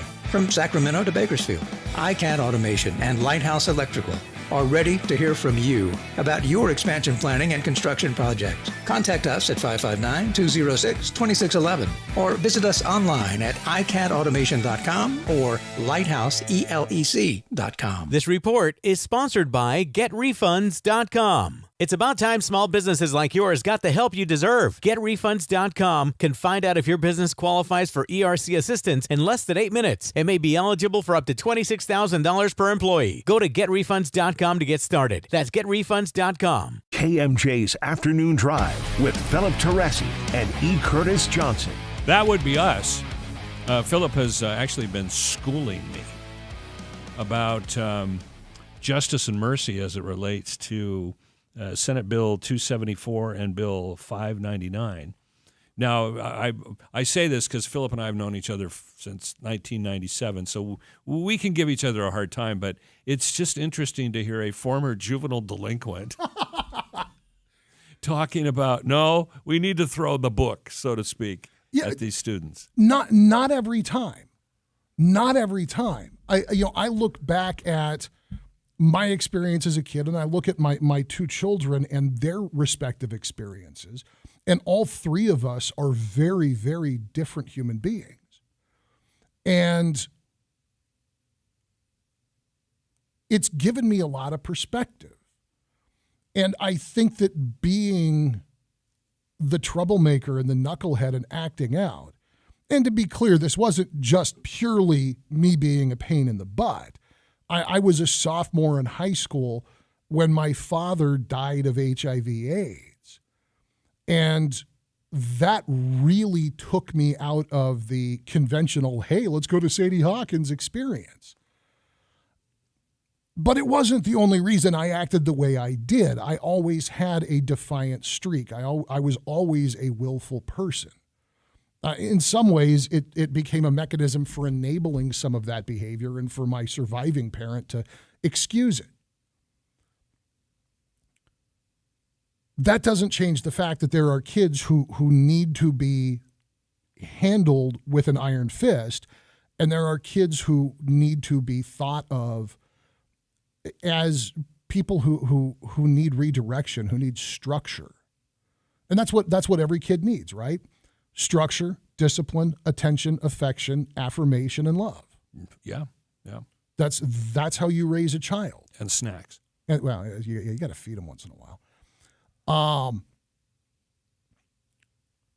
There is a solution to the problem that really exists, which is that we've got this little tiny administrative cast that doesn't know the kids, but is the focal point for all of the disciplinary considerations on campus, until you go so far that you end up in front of district administration, which knows even less about the children. One, you've got to invest in a more robust counseling structure, an advisory structure for these kids. You can't have a single guidance counselor or dean or learning director or whatever nomenclature your district has adopted trying to manage the affairs of 500 kids. The workload's just too much. They literally can't get to know these kids. The other thing is we talk constantly about communication and the empowerment of the boots on the ground, making sure that the teachers actually have a voice in how the school is run and how things are handled, how they are backed up, so that when Mr. Teresi is in the back of the classroom snoring his face off, and I actually, one of my history teachers was also a Mr. Johnson. And Mr. Johnson says, Mr. Teresi, why don't you take your backpack and head on down to the counselor's office, because clearly you need some place to sleep, and world history isn't it, sir? That he gets backed up. And that the counselor has enough time and awareness of who in the world that kid is to figure out if we've got a knucklehead who stayed up all night getting high, if we've got a kid who's going through some kind of emotional roller coaster because there's a parent dying, if we've got somebody who is just tired and needs to have a nap. One, more support, more people who actually deal with the kids. The other piece, the principals and the vice principals should be elected positions, but not by the general public. They should be elected by the campus. The teachers, the classified employees. They get to elect their administration, subject to a veto by a plurality of parents. Okay, now you are insane. You had me. You had me for this whole argument with the exception of that. That is the craziest thing. I've heard some crazy things come out of your mouth in the last 25 years, but that's the craziest. You've got, then you have a person who is running the campus, whose job should be to facilitate communication between staff, the district office, and the campus community, the kids and the families. The people who are responsible for discipline, then, you don't end up with a situation. There was a guy bouncing around a couple of the middle schools and high schools here in Fresno that they were calling Voldemort. You guys may be more familiar with him as the elementary school principal caught on security camera knocking a 9-year-old handicapped child across the cafeteria. Okay, with that said, though, let's put your theory to work in the free market. Yeah. Names withheld. I could mention them, but I'm not going to. So why don't you call the CEO of Cumulus Media, the huge corporation that we work for? Mary Berner. Yeah, why don't I call Mary and say, hey, I've got this idea that your position should actually be elected. It is by the board of directors of the company. Yes, but that's, in this comparison, the school board is the board of directors. The students and the teachers and the staff, they're not the board of directors. They are employees. Yes, they are. And the function of the principal isn't that of the CEO. That's the superintendent. Okay, well, you could call the principal the general manager. As a boss, and you've managed staffs of varying size. Yes. As a boss, if you had a junior administrator, somebody who's answerable directly to you, who's responsible for argument's sake, we'll say accounting, okay? All right. And every payday, half of your staff is in the office waiting, going, we didn't get our paychecks. My taxes weren't deducted out of my paycheck. The health insurance is calling. They're saying they're going to cancel because that withholding wasn't made. How many pay periods does it take before that accountant, that person who answers to you, becomes answerable to the people standing in your lobby going, I want to go to work, but I can't put gas in my car if you don't pay me? Well, it would only take one time for that to happen, but I don't think that's a fair analogy. Okay. What you're proposing is what you're proposing is chaos. You're proposing the tyranny of the majority. Unfortunately, all bosses have to operate under the principle of these are the guidelines of the job, these are the company rules, I'm enforcing the company rules. The employees don't get to make the rules. That's not a democracy. That's not rule by the people.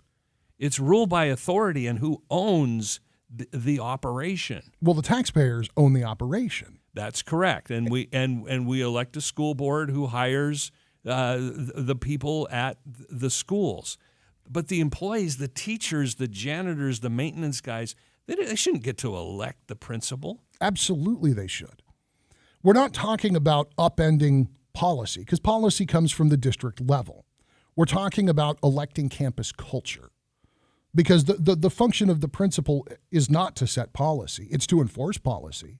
And anybody who's being serious about contemplating who it is that they want to put into that position is going to recognize that's their role, to enforce policy, to bring the messages that come from the district office and delegate them as is appropriate into the campus. But also to make sure that the people that are directly answerable to them are doing the job the way that it needs to be done for the maximum benefit of the students.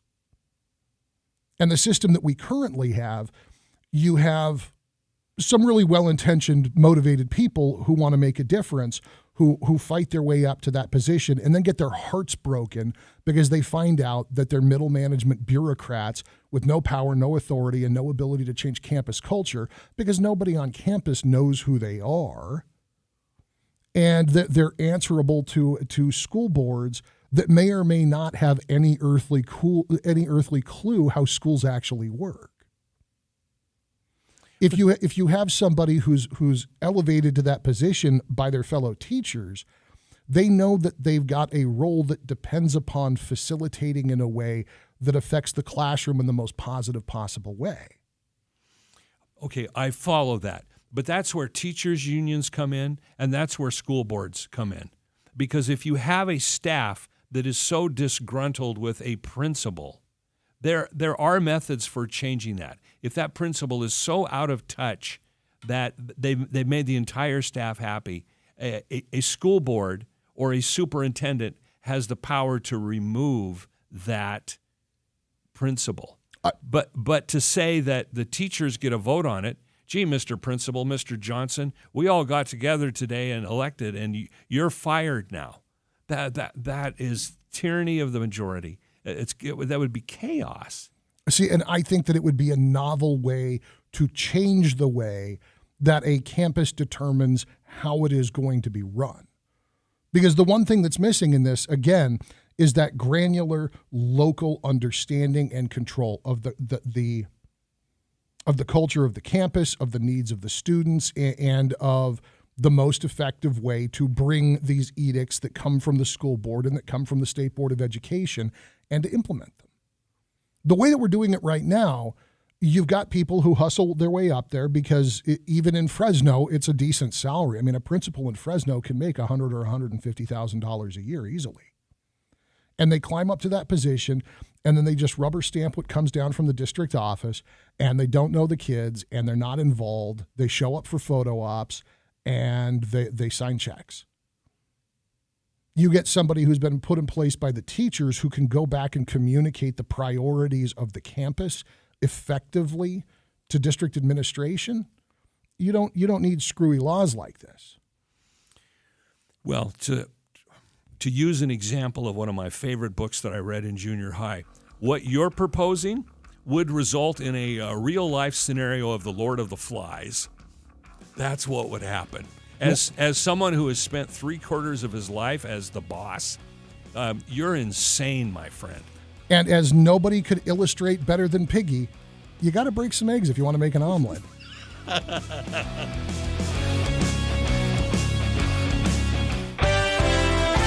Northbound 99 at Belmont. Got a mattress in the slow lane there. Also, South Clovis Avenue at East North Avenue, a hit-and-run non-injury accident. Still cleaning up northbound 41 at Shaw from a non-injury accident. In Hanford, 16th Avenue at the on-ramp to eastbound 198. A non-injury accident just occurring at that location. Next update is at 5:03. I'm Greg Lane with KMJ Traffic. That cruiser is pure gold. Right you are, Daddy-O. Chuck Chansey Gold. It's the $600,000 Cruisin' Camaro giveaway. There are winners every day, February 27th through April 28th, only at Chuck Chansey Gold Resort and Casino. Gar Bennett stocks growers' favorite brands and generics on hand and ready for delivery. This is Christina Mousson with Gar Bennett. Wondering where to go and what to buy for problems in the field? Call Gar Bennett. We can help you with all your growing needs on time and on budget. Whether your issues are irrigation, disease, or pests, we have the products that keep fields fit and make growers profitable. And don't take risks. Our regulatory compliance teams are experts at training and keeping your team safe and ready in the field and packing house. Don't risk costly fines and injuries. Be prepared and call today. Grow with Gar Bennett, the growing experts, for the best water, irrigation, nutrition, regulatory, and crop care advice and products at 800-696-6108 and online at garbennett.com. Gar Bennett, we help growers feed the world at 800-696-6108 and online at garbennett.com. Inflation goes up. Do you feel like you need to refinance your car to fill up the gas tank? What if 2 years ago, someone offered to sell you a lifetime supply of gas at $2.75 a gallon, but you told them no? Today, you would be kicking yourself. Right now, Planet Solar has that same offer for you on your electric bill. As inflation goes up, so does your utility bill. Lock in your energy prices today with a new Planet Solar system. Planet Solar is locally owned and operated in Clovis. They're big enough to offer you all the best brands and in-house financing, but small enough to give you the personal service you deserve. Call Planet Solar to find out how to lock in your electricity costs today. You'll be glad you did. Call them at 559-228-9245 or find them on the web at planetsolar.com. That's 228-9245 or planetsolar.com. License number 938313. Folks, there's a fast break with the game on the line. He dribbles down the court, passes ahead for the alley-oop, and it's caught for a slam dunk. Do you need an assist? Regain and optimize your sexual performance. See what Pacific Men's Clinic can do to help in the bedroom. Pacific Men's Clinic's safe and pain-free, clinically proven procedure breaks up plaque and stimulates the growth of healthy new blood vessels. Call for your free consultation now at 559-550-6771. That's 559-550-6771. Be advised, this is a once-in-a-lifetime opportunity to save 40 to 80% on a hot tub and swim spa. This weekend only, Friday through Sunday, Fresno Convention Center. Be advised, this is a once-in-a-lifetime opportunity to save 40 to 80% on a hot tub and swim spa. This weekend only, Friday through Sunday, Fresno Convention Center. 18-month interest-free financing. Our factories have demanded we sell 1,000 hot tubs and swim spas this weekend. Fresno Convention Center. Huge factory incentives, factory rebates, this weekend only. Fresno Convention Center. We can remove your old hot tub. Free delivery of your new hot tub. Hot tub starting at $2,999. Fresno Convention Center. Free delivery of your new hot tub. Just relax and enjoy. Fresno Convention Center. Friday, noon to 8 p.m. Saturday, 10 a.m. to 8 p.m. Sunday, 10 a.m. to 6 p.m. Free admission. Free delivery. Fresno Convention Center. Call 888-SPA-SALE or visit hottubandSwimSpaSale.com. You are what you litter. Coffee cups, cigarette butts, food wrappers, soda cans. Hi, this is Mayor Jerry Dyer, and litter heads are a major problem in Fresno.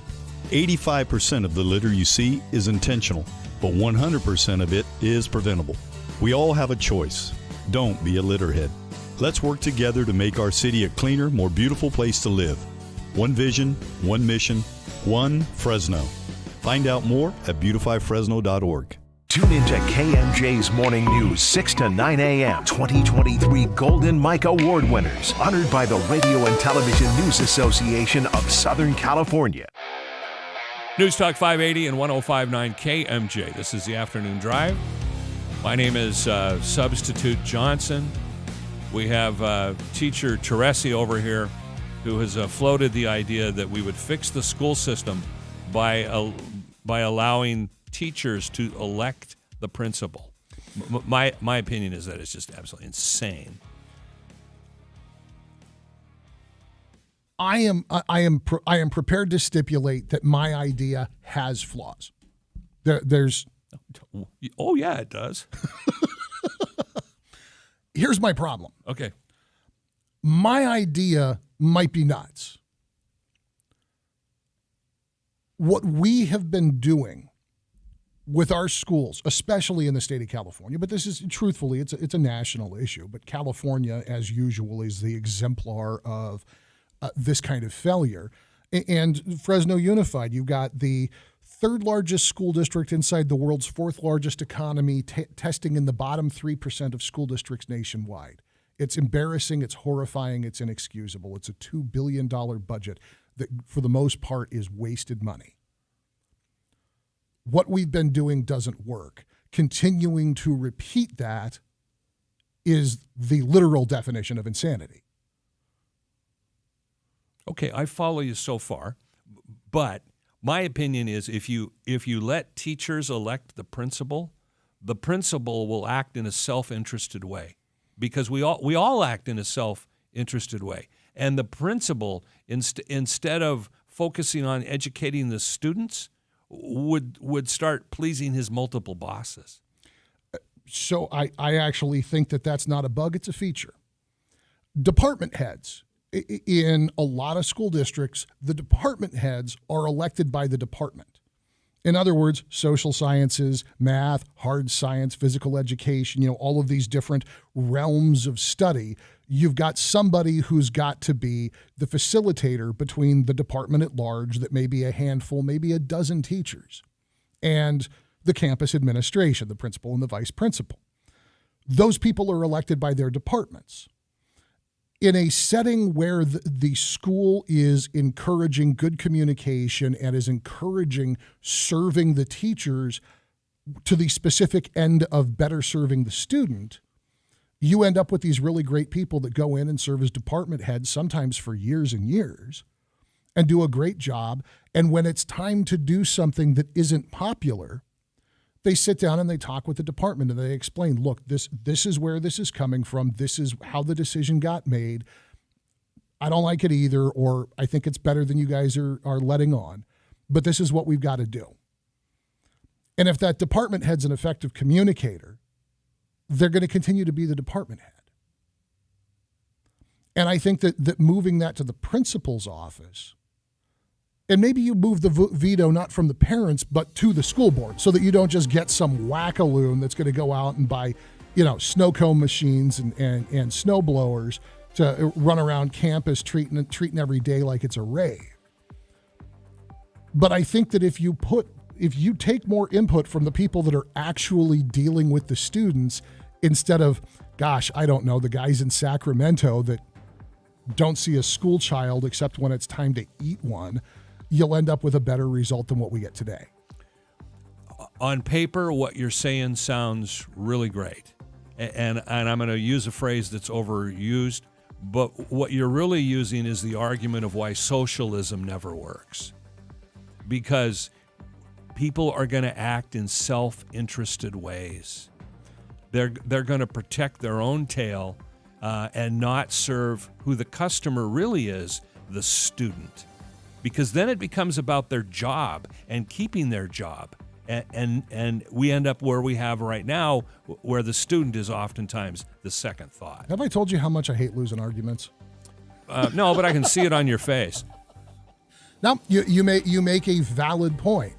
And like I said, my strongest argument in defense of a crazy idea is it's less crazy than just continuing to fail the way that we have been. Well, and you're making me really think, which is a good deal.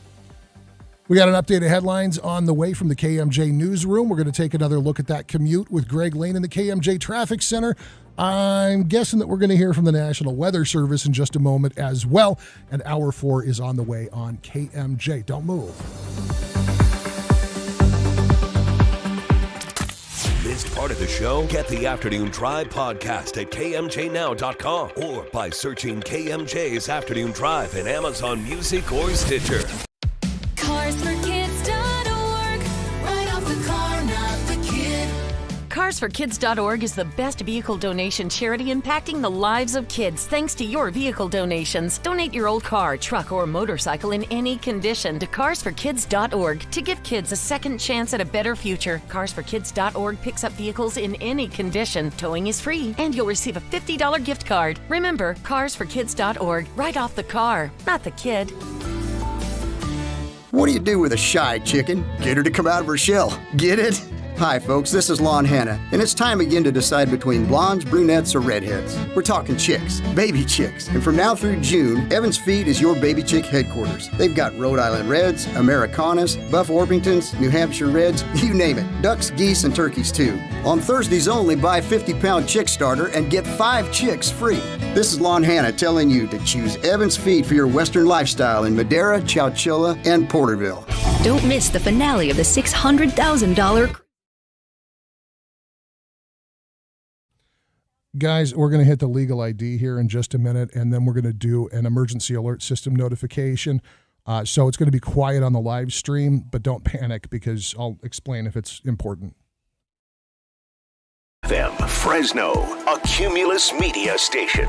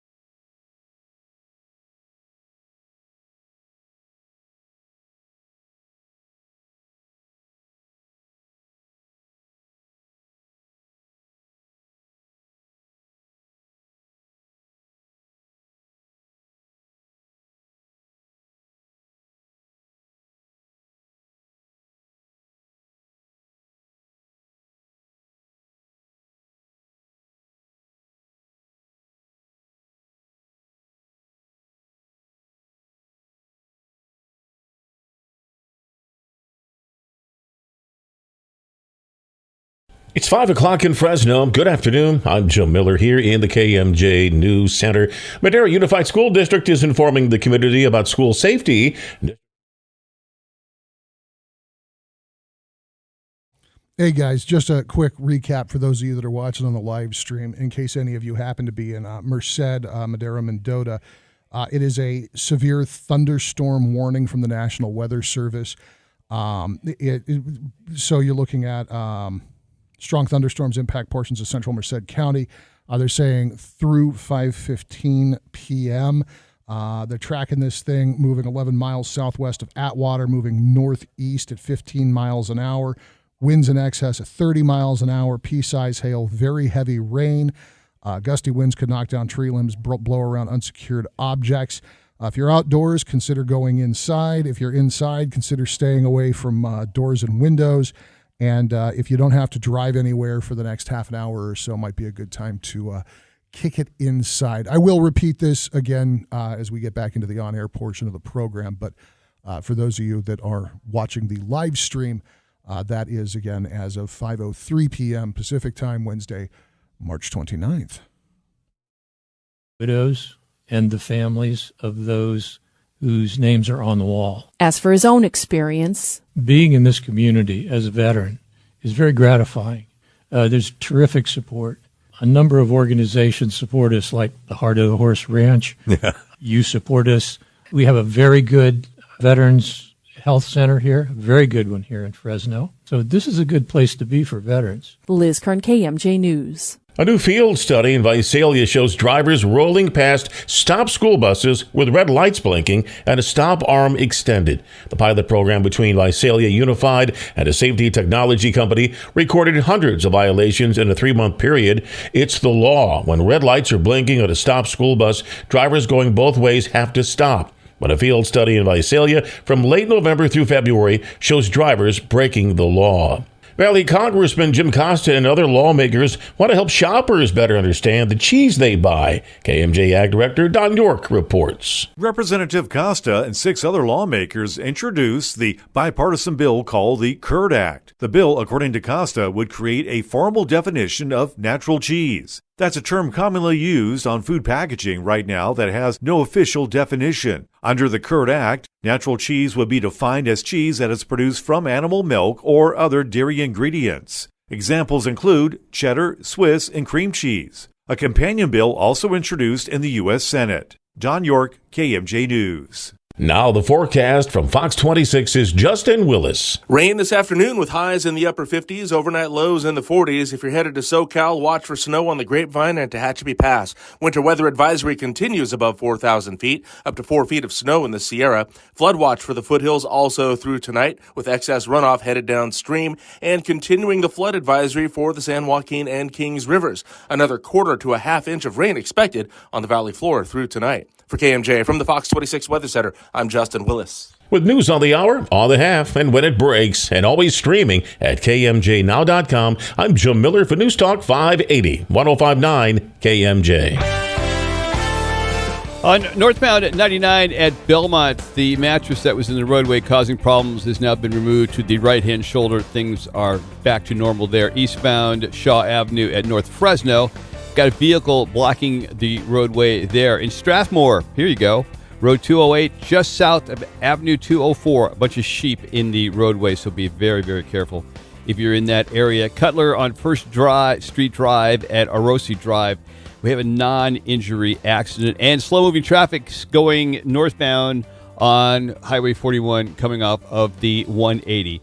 Next update, 517, Greg Lane with KMJ Traffic. Want to change the lives of children right here in our community? Donate your vehicle, boat, or motorcycle to carsforkids.org. As a thank you, we'll send you a $50 Visa gift card. So call 866-835-5437 or visit carsforkids.org and write off the car, not the kid. That cruiser is pure gold. Right you are, Daddy-O. Chuck Chansey Gold. It's the $600,000 Cruisin' Camaro giveaway. There are winners every day, February 27th through April 28th. Only at Chuck Chansey Gold Resort and Casino. Now, KMJ's Afternoon Drive with Philip Teresi and E. Curtis Johnson. That is us. I'm E. Curtis, part of the equation, and this is Philip Teresi, part of the equation. Good afternoon, everybody. Just a couple of minutes ago, as we were headed into the news, we got an alert from the National Weather Service out of Hanford. For those of you who might have missed it, or might not have understood the guy who's got the Mr. Microphone trying to make important announcements, I just wanted to kind of reiterate really quickly here. As of 4:42 p.m., National Weather Service announcing a strong thunderstorm impacting portions of central Merced County through about the quarter after the hour here. Doppler radar tracking a strong thunderstorm 11 miles southwest of Atwater, moving northeast at 15 miles an hour. They're saying winds in excess of 30 miles an hour, pea-sized hail, very, very heavy rain. And, of course, you could expect gusty winds to knock down tree limbs and blow around unsecured objects. Minor damage to outdoor objects is possible. They are saying locations impacted include Merced, Atwater, Livingston, and Winton. And the National Weather Service suggests that if you're outside, you go inside. And if you're inside, you might not stand right up against any windows immediately adjacent to any poorly secured trees. They also recommend that if necessary, or that if at all possible, you not do any unnecessary driving until a little bit later on tonight. All good advice. And Philip has unintentionally triggered me. We were about to talk about a different subject, which we're going to get into here in a second. Yes. But your mocking of the audio quality from the National Weather Service is so spot on. You have shown a light into a very, very dark corner that for years and years I have been unable to articulate. And the quality of audio that we get from those weather alerts, which are very important and necessary, is an example of what happens when you give government unfettered control. There isn't a commercial product around that has anything to do with audio or video on the open market that would ever survive with the tonal quality that those national weather alerts come in at. Again, the information that is there, important, I support it, we should have it. But it is an example of why government occasionally just needs to be, can I say this on KMJ? Bitch slapped. I want to be clear. The guys at the National Weather Service outpost at Hanford do an incredible job. And they get the information out quickly, and they obviously make it available in a readable format. They do a good job. The problem is somebody above them in the food chain hooked up like a CB microphone to the deck that they use to send out those alerts. Yes, the meteorologists working at the service do a fantastic job. But it's what happens when you get a valuable, indispensable product like emergency weather and you inject ultimate government control. You get something that sounds like that. I have thought, and were I ever invited for a tour of the National Weather Service facility in Hanford, California, it is something that I would very seriously considering spending my own money on as a service to the public, because we, of course, have EAS encoding equipment here. It's actually not a terribly complicated piece of equipment. So I know the kind of microphone input that they use, because it's not the XLR 3-prong. It's actually that old school ham radio style 4-prong input. I also know that the guys at the National Weather Service don't need an $800 Electro Voice RE20 microphone to work with. But for about $150, maybe $200, we could get them a Yeti Pro.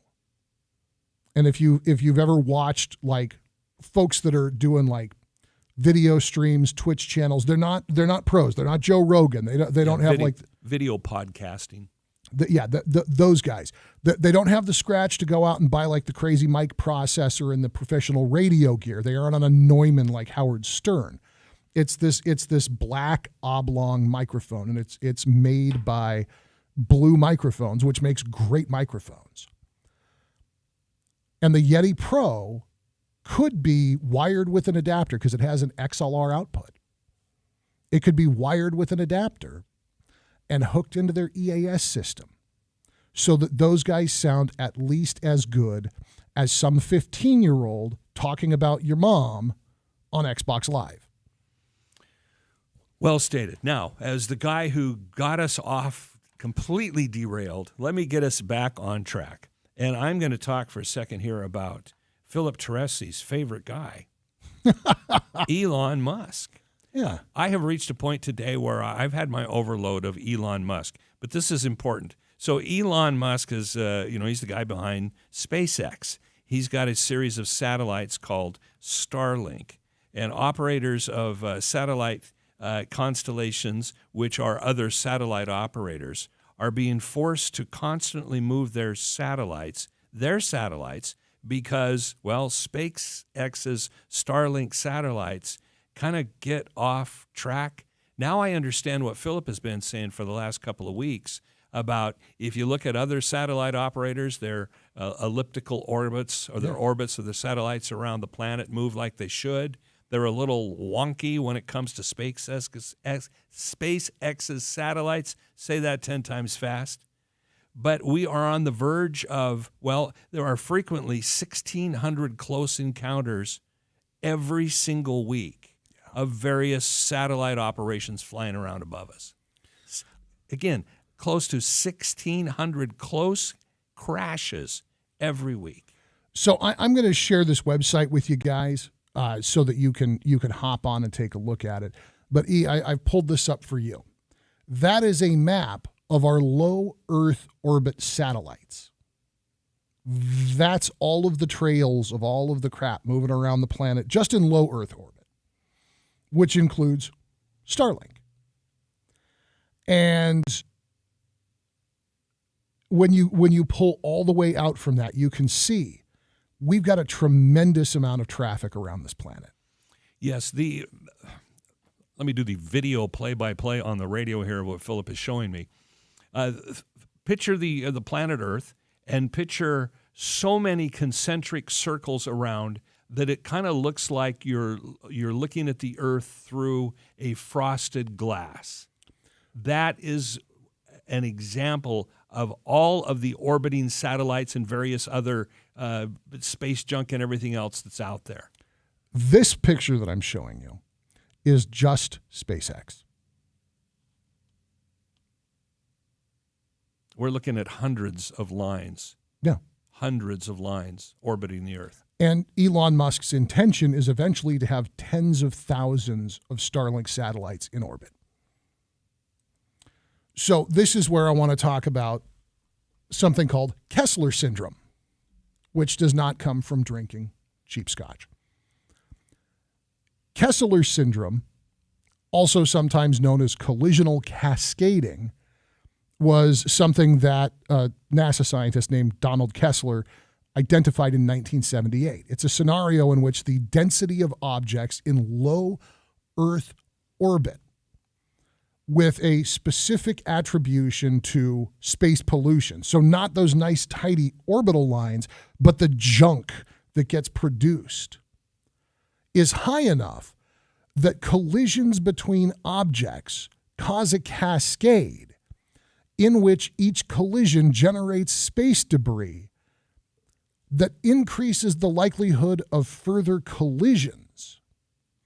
In other words, two satellites slam into each other, the junk that is produced by them smashing each other goes whizzing off, which crashes into more satellites that causes more collisions, that creates more junk, that causes more collisions, that causes more junk, until you end up with this cascade of collisions that destroys low Earth orbit.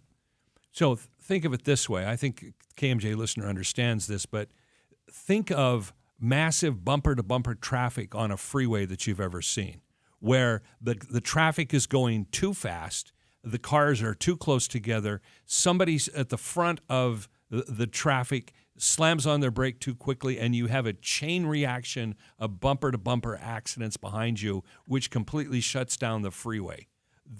That is what Philip is talking about as a potential disaster orbiting above us. Well, and the complication here, in my opinion, and I think that the image that you've painted is a very good one.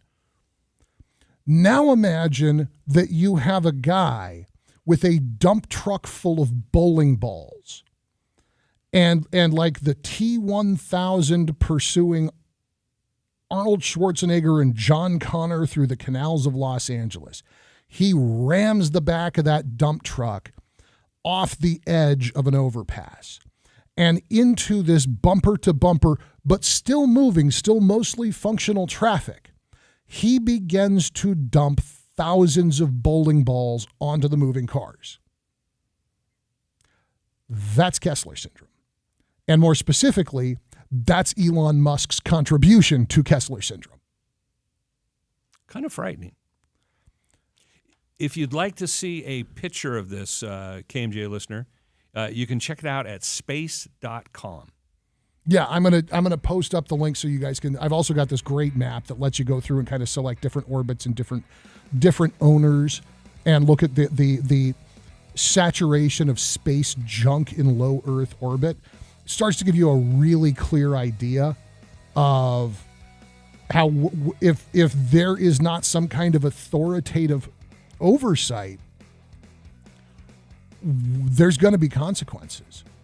Letting one guy who's rich enough to build his own spaceships just keep pumping garbage into outer space because yay capitalism is going to cause a lot of problems for all of the other capitalists with satellites in outer space. I'm starting to understand why you have said several times in the last 3 weeks that Elon Musk is potentially a Bond villain. Because this is a plot from a Bond movie, but it's reality. It's the Afternoon Drive at Newstalk 580, 105.9 KMJ.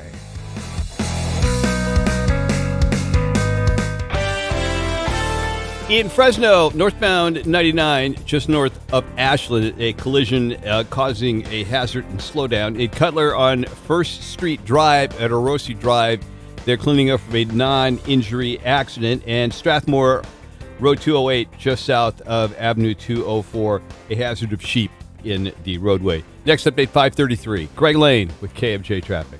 Don't miss the finale of the $600,000 Cruisin' Camaro giveaway on April 28th. Win your share of $47,600 in cash or cruise away in a new 2023 Chevy Camaro. Only at Chuck Chansey Gold Resort and Casino. Is your well almost dry, or is it dry? Are you on a waiting list to have a well drilled? Have you been turned away from other drilling companies who can't handle the hard rock drilling conditions in your area? Strickland Well Drilling is here for you. With over 2 decades of experience specializing in residential, agricultural, and hard rock drilling, Strickland Well Drilling proudly serves Fresno, Tulare, Kings, and Madera counties. Don't wait. Make the call today at 352-7228. Again, 352-7228. Or for more information, visit StricklandWellDrilling.com. Whether it's the soft, sandy soils of the West, the clay and cobble of the East, or the hard rock mountainous terrain, Strickland Well Drilling has the equipment and expertise to handle your individual water well needs. Access to clean water is vital, and Strickland Well Drilling knows you can't afford to wait. Call for a no-cost detailed estimate today at 352-7228. Strickland Well Drilling, dedicated to keep the valley flowing. Make the call today, 352-7228, or visit StricklandWellDrilling.com. Tired of seeing your neighbor's Christmas lights at Easter? Tired of your neighbor's loud, obnoxious parties and stealing your parking spot? If you live in an HOA and you're not getting the services and support you need, let us help. We would love to be your property management company. Our HOA team here at Regency specializes in customer service, HOA management, CC&R rules enforcement, and community improvements. We help communities be neighbors and assist our boards in making the best decisions for your association. Let us help you increase your reserves, collect delinquent accounts, improve communication, coordinate fun neighborhood events, accomplish community projects, and more, all for a competitive rate. For homeowner association management, it's Regency Property Management at 559-221-3170 or online at regencyfresno.com. Let's improve your community together. Regency Property Management, 559-221-3170. Regency, helping communities be neighbors. Be advised, this is a once-in-a-lifetime opportunity to save 40 to 80% on a hot tub and swim spa. This weekend only, Friday through Sunday, Fresno Convention Center.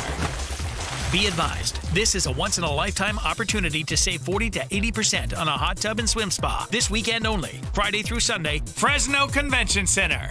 18-month interest-free financing. Our factories have demanded we sell 1,000 hot tubs and swim spas this weekend. Fresno Convention Center. Huge factory incentives, factory rebates, this weekend only. Fresno Convention Center. We can remove your old hot tub. Free delivery of your new hot tub. Hot tub starting at $2,999. Fresno Convention Center. Free delivery of your new hot tub. Just relax and enjoy. Fresno Convention Center.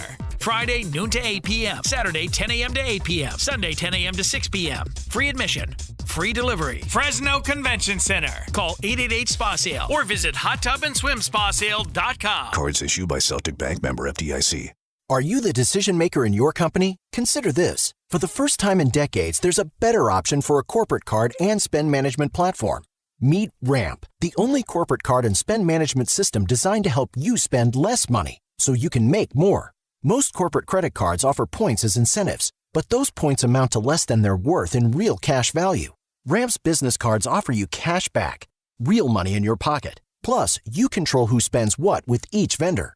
And Ramp's software collects and verifies receipts automatically, which means you'll stop wasteful spending and close your books in hours instead of days. Businesses that use Ramp add up to 3.5% to their bottom line the first year. If you're a decision maker, adding Ramp could be one of the best decisions you've ever made.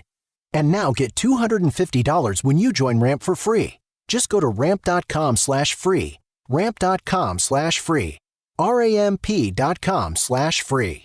There must be some serious madness this March at the Tachi Palace because we're giving away over $400,000 in cash and prizes. Ah! People told us we were crazy, mad even to give away over $400,000 in 1 month, but we said it would be crazy not to give away over $400,000 in 1 month. I mean, it's madness for us to give away over $400,000 this March. Just to recap, March, $400,000 madness! The Tachi Palace Casino Resort. This is 40. California's acclaimed Harris Ranch Inn and Restaurant, among the first and largest farm-to-fork dining destinations in the San Joaquin Valley. It's the perfect drive-in or fly-in destination. Indulge in our prime steakhouse, where you'll enjoy our tender beef aged to perfection, or try our casual ranch kitchen for breakfast, lunch, or dinner. Unwind in our Horseshoe Lounge, featuring your favorite cocktails, wine, and several beers on tap. Relax and enjoy an overnight stay in one of our spacious suites at the Harris Ranch Inn, where you'll experience first-class service. It's an oasis for travelers and locals alike. Join us where the West unwinds. Visit harrisranch.com. News Talk 580 and 105.9 KMJ. This is the afternoon drive. That is Philip Teresi. I'm E. Curtis Johnson. We just talked about how Elon Musk and some space junk may be our undoing, but let's bring it another terror down to earth. Now we need to worry about super pigs. Now I'm going to say this kind of sarcastically, but it really is a problem. So wild pigs in Texas has been a problem for quite some time. According to the land management operations in Texas, pigs in Texas are responsible for $2.1 billion in damages annually. $2.1 billion in damages. Now, we have another threat from the north. We have, doing a quote here from Field and Stream, we have already documented pig occurrences less than 10 miles from the U.S. border. Quite honestly, I think we have already been to some in Manitoba going into North Dakota for at least 5 or 6 years. And this is what's being described by Field and Stream as a super pig.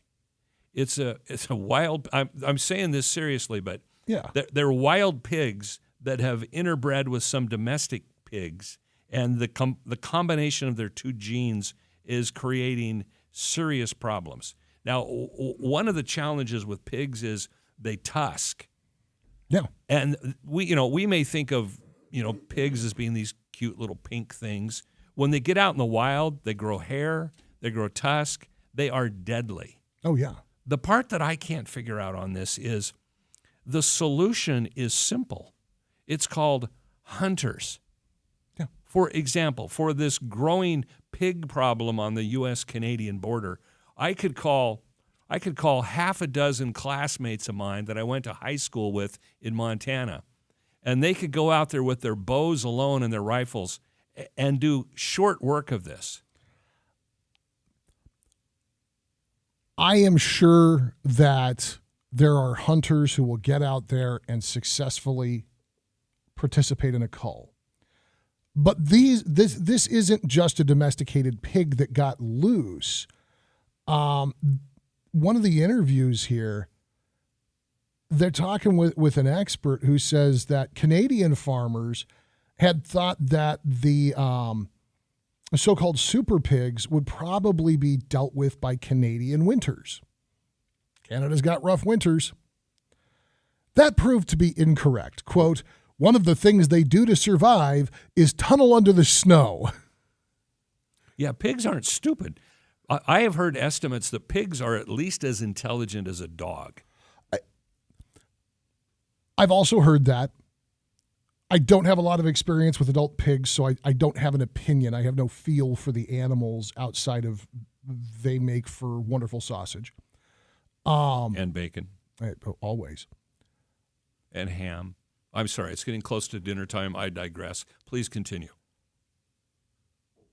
If somebody let a pig loose from a farm here in Fresno, and it got loose, it was having a good old time out in East Fresno County, and it suddenly found itself on this strangest of winters, covered with snow, that pig would struggle.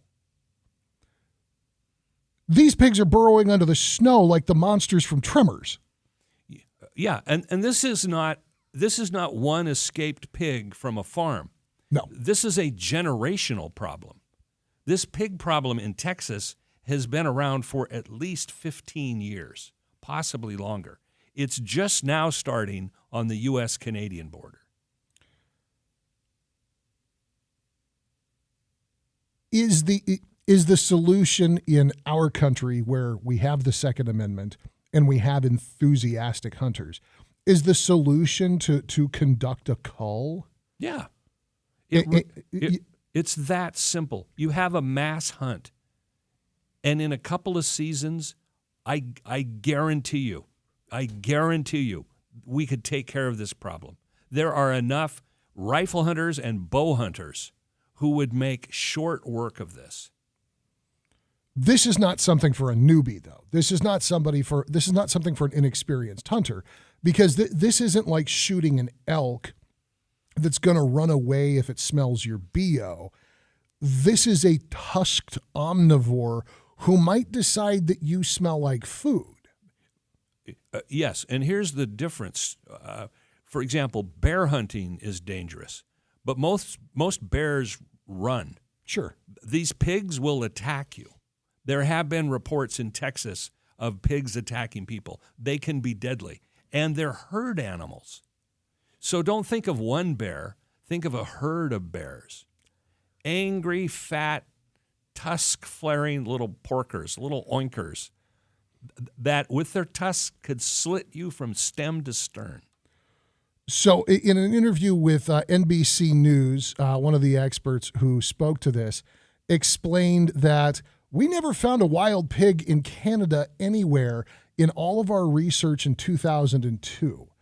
Now we have thousands of them spread across Canada. Once they are firmly established, they are here for the duration. You will have them for 500 years. And here's part of the reason why. Feral swine can breed year-round and have up to 2 litters of 4 to 12 piglets a year.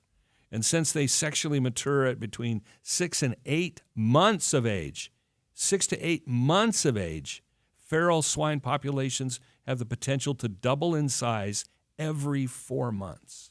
Oh, and by the way, that average size for an adult feral swine is about 250 pounds. Yeah, think of it this way. A Great Dane, about 150 pounds. So bigger than a Great Dane, not taller. No, there's professional football players that aren't 250 pounds. Yes, that's true. There are even some disc jockeys and people on the radio that aren't 250 pounds. Oh, did I say that on a live mic? I'm sorry. But I go back to my original comment. This is a real problem. Hunters of America could solve this quite easily. Why aren't we having an open hunt for these things? Lots and lots of bacon, guys. Especially in Texas. What's this Canadian border? Well, yeah, but the Canadian border is a new problem. Yeah. The Texas the Texas pig problem has been around for at least 15 years. I blame Austin. Okay, yes, Austin's not really Texas. Dallas isn't really Texas either, but I digress. Guys, we've been telling you about Billy Joel and Stevie Nicks going out on tour, and we have got a chance for you to go to the show all this week. 7:30 a.m., 12:30 p.m., and 5:30 p.m., we give you a new national keyword. You text it to 95819 for a chance to qualify to win the grand prize. You and a guest flying to Kansas City for a couple of nights with premium tickets to see Billy Joel and Stevie Nicks, and, of course, that famous Kansas City barbecue dinner, and it starts with the aforementioned national keyword. Now, it's your shot to qualify for an amazing flyaway trip to Kansas City to see rock icons Billy Joel and Stevie Nicks. Text the national keyword LIFE, L-I-F-E, LIFE, to 95819. Don't text and drive. Contest rules at KMJNow.com. There it is, guys. 95819. Text the word LIFE, L-I-F-E, LIFE, to 95819. Good luck. KMJ News now. It's 5:30 in Fresno. Good afternoon. I'm Joe Miller here in the KMJ News Center. City of Selma continues to honor the legacy of a fallen police officer. City Council declaring January 31st as Police Officer Gonzalo Carrasco Jr. end of watch date. City officials said the day will be considered an anniversary where flags will be flown at half-staff starting in January of next year. Gavin's Law passed an Assembly committee on Tuesday. Fresno Assemblyman Jim Patterson authored the bill that would close a loophole that benefits hit-and-run drivers who flee the scene. He said the bill would increase the penalties of DUI drivers from 4 years to a 6-year maximum sentence. The bill now moves to a second committee for another hearing. Tulare County Sheriff's Office asking pilots to avoid flying low over flood areas to help prevent mid-air collision. KMJ's Liz Kern reports. Over the past 2 weeks, numerous aircraft, both private and law enforcement, have been taking pictures in the Corcoran area. But this is a hazard to the law enforcement aircrafts from the Kings and Tulare counties and CAL FIRE, who are determining evacuation plans, road closures, and evaluating water levels. Also, military aircraft is in the air above the town of Alpaugh and the Corcoran State Prison. The Tulare County Sheriff's Office says pilots should avoid flying in the Corcoran area at an altitude below 6,500 mean sea level if possible, and when not on an assigned heading or an altitude pursuant to ATC instructions. Aircraft near Corcoran should also self-announce their location and altitude on 122.75 megahertz. Liz Kern, KMJ News. Now the forecast from Fox 26's Justin Willis. Rain this afternoon with highs in the upper 50s, overnight lows in the 40s. If you're headed to SoCal, watch for snow on the Grapevine and Tehachapi Pass. Winter weather advisory continues above 4,000 feet, up to 4 feet of snow in the Sierra. Flood watch for the foothills also through tonight, with excess runoff headed downstream, and continuing the flood advisory for the San Joaquin and Kings Rivers. Another quarter to a half inch of rain expected on the valley floor through tonight. For KMJ from the Fox 26 Weather Center, I'm Justin Willis. With news on the hour, on the half, and when it breaks, and always streaming at KMJNow.com, I'm Joe Miller for News Talk 580, 105.9 KMJ. Thank you, Jim. Northbound 99 at Ashland got a solo vehicle collision there, and it's causing a backup. And the backup right now on northbound 99 is backed up to just about Clinton, so look for some slowdown there. Westbound 180 east of the 99 got a hazard reported, and northbound 41 slow and go in both directions right now because it's traffic time. Next update, 547. I'm Greg Lane with KMJ Traffic. Experience Elton Dan and the Rocket Band, a tribute to Elton John. Elton Dan's stage presence is second to none, and his magical piano playing has a way of engaging you in the full Elton experience. Live at the Tower Theater for the Performing Arts, April 13th. Get tickets today at towertheaterfresno.org. What do you do when your doctor is not available? You just sit home and suffer, thinking about what if? Come on, this one is too easy because there is a premium urgent care very close to you in Fresno, Clovis, and Selma. Have I, Ray Appleton, used premium urgent care? Yeah. Why do you think I'm talking about them? Premium urgent care can offer you very quick and effective treatments for COVID, for flu, strep testing, and all kinds of respiratory uglies. Sinus infections, yeah, they run rampant here. Premium urgent care. even orthopedic pain. Premium Urgent Care can help you out right now. Click premiumuc.com. Ladies, even feminine care. That's a priority at Premium Urgent Care. So if you're sick and you need care right now, and your regular doc is not available, or maybe you don't have a regular doctor, Premium Urgent Care in Fresno, Clovis, and Selma can handle just about anything that drops out of the sky. I know this because they know me. They have very flexible hours. They accept most insurance plans. Premium Urgent Care will take care of you. Click premiumuc.com and feel better. Water is essential. No, I'm not conducting a chemistry class. We got to have it for our bodies, though. We're 70% water. That's why clean, healthy water is essential for your very best life. It's me. It's Ray. I want to tell you about LifeSource, the whole home water system that will change your life. A LifeSource system gives you filtered, delicious water straight from every single tap, just like in my home. It removes the bad stuff. It keeps the good stuff, filtering out, chlorine and other awful tasting stuff. So say bye to dry skin. Hello to her happier you. Mama's going to love her hair with this one. Better yet, a LifeSource system is maintenance free. No filters to change, no salt, and no monthly servicing. And check it out, new customers. LifeSource wants to give you a free Apipure antibacterial filter. That's a savings of $825. Call 559-330-1850 to claim that free Apipure. With a qualifying purchase, click lifesourcewater.com. The number again, 330-1850. You know what I'm going to say now. Taste and feel the difference, my brothers and sisters. Apipure offer ends March 31st. Like any good agent, we're here for the open house, for the closing, for handing over keys. But because we're realtors, we're here for so much more. Agents who are realtors volunteer at nearly 3 times the national average. We're working to broaden access to credit, increase affordable housing supply, and ensure fair housing for all. And realtors are bound by a code of ethics. We're here for it all. Realtors are members of the National Association of Realtors. That's who we are. For the ones finding new ways to ensure the job always gets done. For the ones wearing many hats. For the ones who are hands-on, even from far away. And the ones keeping business moving forward. We are Grainger, offering professional-grade industrial supplies, plus real-time product availability and access to experts ready to answer your toughest questions. Call, clickgrainger.com, or just stop by. Grainger, for the ones who get it done. Hey, it's Helen with Solar Negotiators here to tell you that the future of solar has arrived. You can now have your own energy grid at home. Chris, what's this new Power Shift program? Well, Helen, that's our exclusive program where we combine solar savings, smart battery protection, and grid independence. Before, solar was pretty straightforward, but with California's recent NEM 3.0 policy changes, things are now more complicated. The rate customers are credited for extra solar energy they push to the grid has been slashed by 75%. But NEM 3.0 is not the end of solar savings. So, solar savings are still possible? Definitely. Instead of letting extra daytime solar power escape to the grid at the newly discounted rates, it is better for our customers to store and self-consume this power later in the evening, creating a power shift. Our exclusive No True Up software helps find the perfect balance of solar and storage to achieve maximum savings under NEM 3.0. You heard him. To learn more about our Power Shift protection plans, call our team today at 844-OWN-SOLAR. Solar Negotiators, your lifetime energy partner. That cruiser is pure gold. Right you are, Daddy-O. Chuck Chansey Gold. It's the $600,000 Cruisin' Camaro giveaway. There are winners every day, February 27th through April 28th, only at Chuck Chansey Gold Resort and Casino. KMJ's afternoon drive continues right now. Here's Philip and E. That would be us and the pigs. If you've just joined us, so we were talking about a story from Field and Stream. Pigs in Texas have been a problem for a long time. They're wild, they're dangerous, they do a lot of destruction. Now there's talk coming out of Manitoba that Canadian wild pigs have been seen in North Dakota.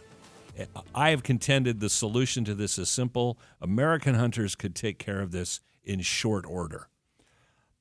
I'd like to think that you're right. Now, I'm not a hunter, but I have no objection to hunting. If you're going to make the highest and best use of what you kill, great. If you're being an ethical hunter, I'm all about it. If you're out just shooting stuff to shoot stuff, I don't think that's cool, but I don't think that's hunting. No, that's not hunting. That's being a redneck hillbilly idiot. That said, while I don't hunt, my buddy Dave is prolific with his deer and his elk and all of that. I make better venison chili than any hunter you've ever met. You know what? I would love to back up your theory on that by maybe having it someday. When Dave drops off the next half of a freezer full of deer meat, I will absolutely indulge. We got Ariel up in Toll House. This issue, these wild pigs, are not exclusive to North Dakota and Texas. Ariel, if I understand you right, you've got a problem with wild pigs in the foothills right outside of town here, yeah? Yeah, that's right. Up in the Toll House, Burl Valley, even over into the Auberry-Prather area. And I think that also Squaw Valley has the issue too. So, Ariel, what has your experience been? I mean, this is this sounds like a mess to me. It is a mess. So I grew up in the Toll House foothills, and as a kid and growing up, I don't remember the wild pigs being an issue.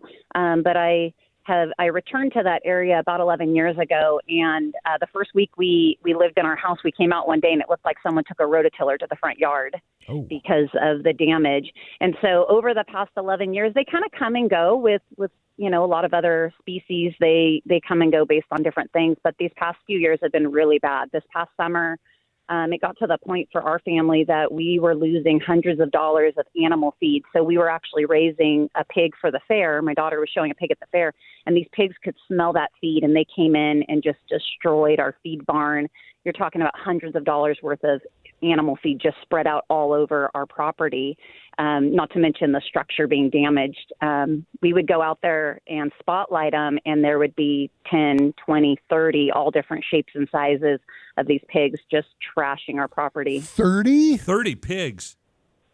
Oh, yeah. 30 at a time. Oh, that's So the thing that's is dangerous. that they come at nighttime. They're not out during the day. They're nocturnal. So the whole idea of, and people all the time, they say, oh, you have a pig problem, I'll come and take care of it. Well, you have to go through special permitting through Fish and Game to be able to shoot them at nighttime. So you're having to go out and try to find them, and then you're going on other people's property, and maybe those people don't want you. So it's a really tricky deal to get them under control, because it's not as easy as, invite a bunch of hunters over to shoot them. And typically they're coming and destroying homes, so you're close, like we have different livestock. And so even once we got permission to be able to spotlight and shoot at nighttime through Fish and Game or trap them, you still have to keep in mind that you've got other people's homes around you. You're having to inform your neighbors that you're doing this. And so it's quite a process. You have to actually notify Fish and Game when you plan on, shooting, and then you have to report it just like you would if it was a hunting license.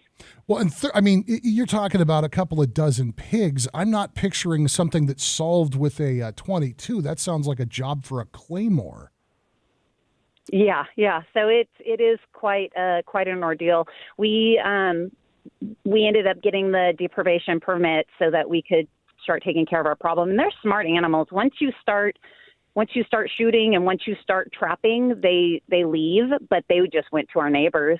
And then once they started going through the same process, they went to another neighbor. So they just made their way, through the neighborhood, so to say, in our foothills.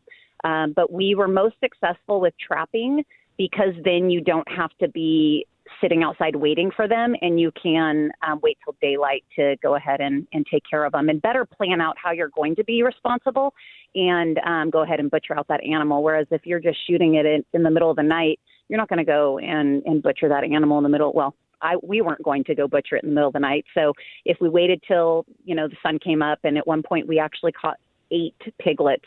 They were probably like, big enough to cook and eat, but 8 of them in the trap at once.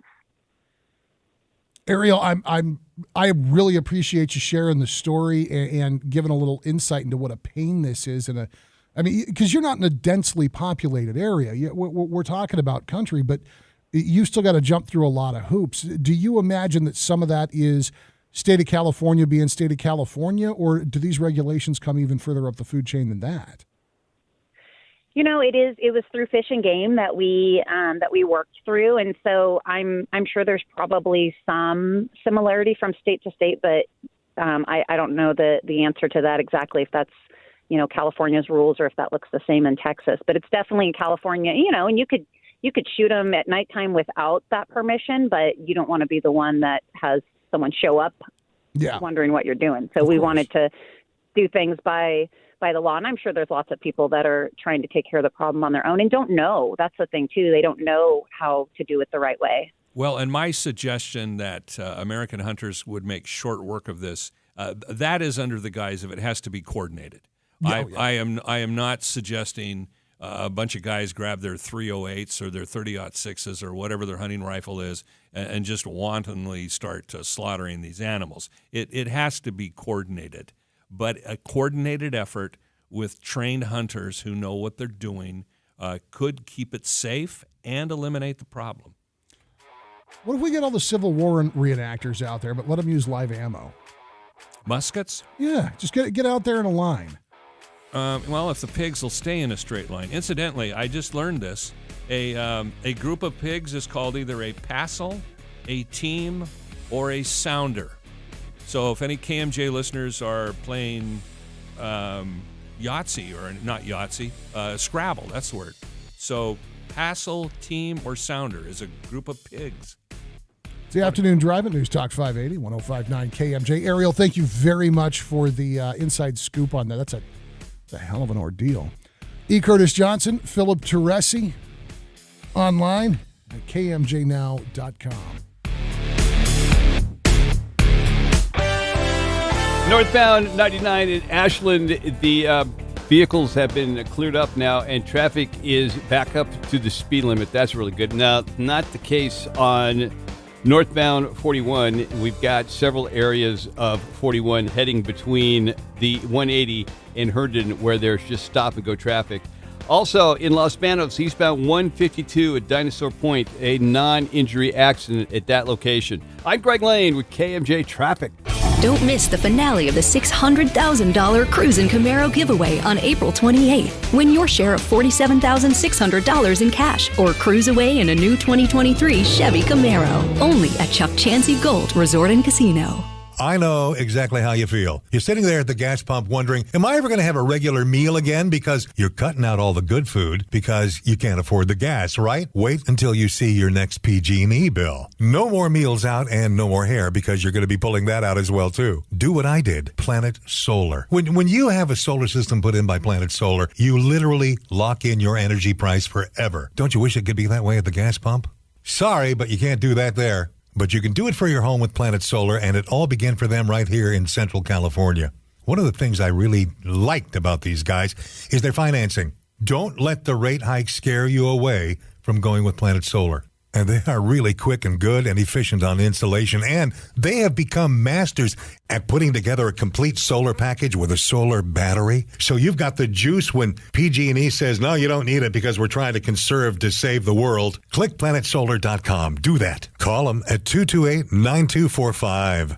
When you're cultivating commercial grapes and nuts, every season is just as important as the next. That's why at Wonderful Nurseries, it's always growers first. Don York, KMJ Ag Director, letting you know that as the largest grapevine nursery in North America, Wonderful Nurseries serves its value growers through thick and thin. You can always expect the largest selection and best availability of grapevines, almond, and pistachio trees in the industry, product that's not just sold, but nurtured from the very beginning. Wonderful Nurseries performs 100% annual testing in its own one-of-a-kind ISO certified testing lab, assuring some of the healthiest vines and trees on the market. Visit wonderfulnurseries.com or call your sales rep today at 661-758-4777. That's 661-758-4777 for a personal tour of Wonderful Nurseries' Central California facilities and farms. Act now to reserve your selection of vines and trees for 2023 and beyond. Prescriptions require an online consultation with a healthcare provider who will determine if appropriate. Restrictions apply. See website for details and important safety information. Subscription required. Price varies based on product and subscription plan.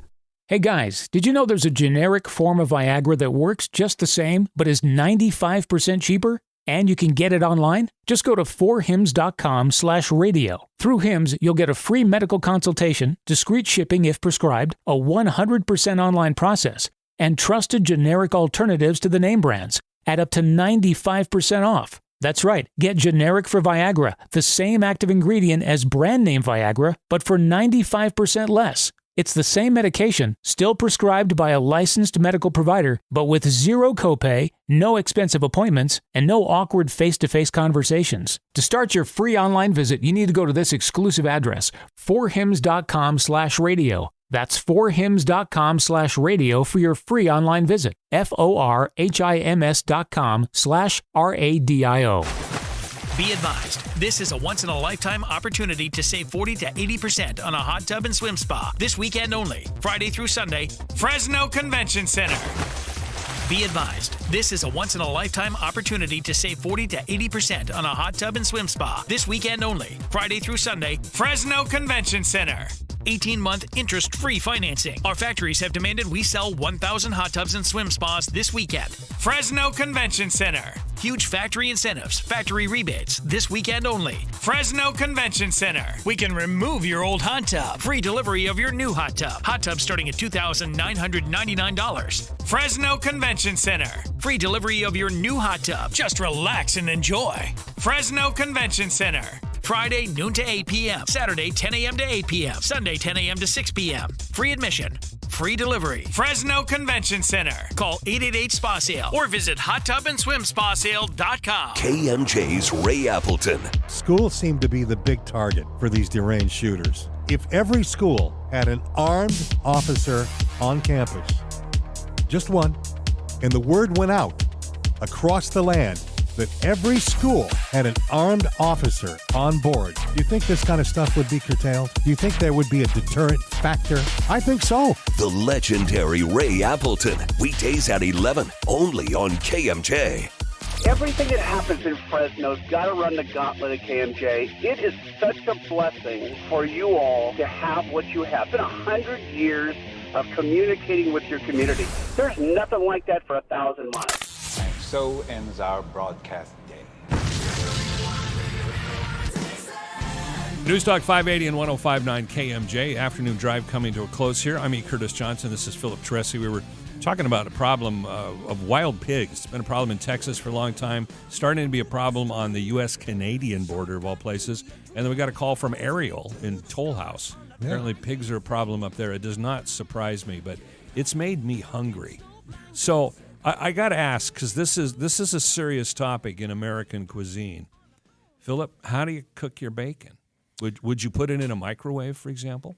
No, I do not microwave bacon. I do not object to the reheating of something that contains bacon in the microwave, but your primary cooking point for bacon should never be the microwave. I have an aunt, God rest her soul.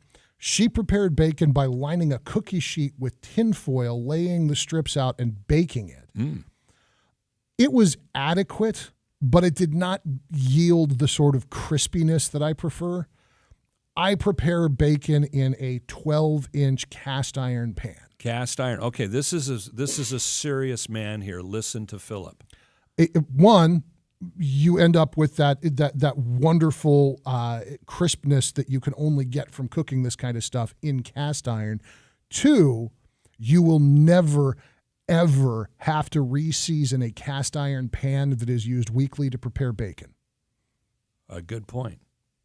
What about you? How do you prepare it? I don't like cooking with cast iron. It's a superior cooking product, but just a regular fry pan.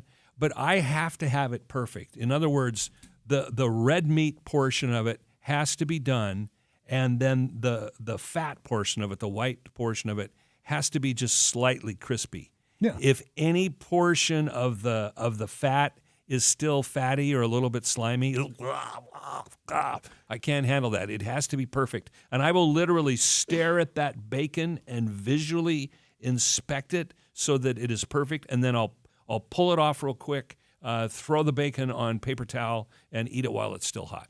Absolutely. That is the way to do it. That is when we do Sunday morning breakfast at home. It's the bacon in the cast iron. It's the eggs fried in the bacon grease, and then whatever, cinnamon roll or whatever we're going to have as an accoutrement to go with it. See, here's the problem, though. Mrs. Johnson likes it where the fat is still a little slimy and wiggly. Can this marriage be saved? I'm not sure. I would never, ever say anything disrespectful of Mrs. Johnson. I will simply confess that it had never occurred to me to ask anybody else how they wanted it prepared, because I'm cooking it, so I'm going to make it properly. Well, at least we know our partnership here on KMJ can continue, because we cook our bacon the correct way every time, and we are in complete agreement on it. That's E. Curtis Johnson. I'm Philip Teresi. That is going to do it for us this afternoon. If you missed any part of the show, the podcast is back tonight on Stitcher, Spotify, Amazon Music, and Apple Podcasts. You can also find it at kmjnow.com. The great one, Mark Levin, is on the way. Don't move. This is KMJ. Missed part of the show? Get the Afternoon Drive podcast at kmjnow.com or by searching KMJ's Afternoon Drive in Apple Podcasts or Spotify. The Valley's legends and legacies are brought to you as a public service by the family of Bill Tatham Sr. for you to experience the value of history as a learning opportunity to inspire your success today and as a spark of your imagination for the future. On a quiet corner in one of Tower District's loveliest historic neighborhoods sits a beautiful classical revival home. Built in 1920 for Lee and Minta Blassingame, it was designed by Fresno architects Coates and Traver. The Blassingame home was designed by the same architects who designed the original Fresno High School buildings located on Echo Avenue. William D. Coates, Jr. and Harry B. Traver both studied architecture at the University of Pennsylvania. A native Californian, Coates served as the state of California's architect from 1909 to 1911, and during this period, Traver also worked for the state's architect's office. In 1911, the two formed an architectural partnership in San Francisco. 3 years later, they moved the practice to Fresno. By then, until 1925, when they dissolved their partnership, they designed many important buildings, including the Liberty Theater, the Bouchon Home on Huntington Boulevard, the Hanford High School, and the Porterville High School. In 1924, the Blassingame home was purchased by Dr. and Mrs. Harry J. Craycroft. During the early 1930s, the Craycrofts rented the home to Elizabeth Ainsworth, the sister of author John Steinbeck. Mr. and Mrs. Walter Stammer bought the home in 1936. In 1973, the home was purchased by Sylvia Foraker. Like so many of Fresno's historic homes, this home has such amenities as a library, a butler's pantry, and a maid's quarters. These rooms harken back to a period of gracious living when elegance and manners were a big part of everyday life. From the writings of Kathy Rehart, this is Al Smith.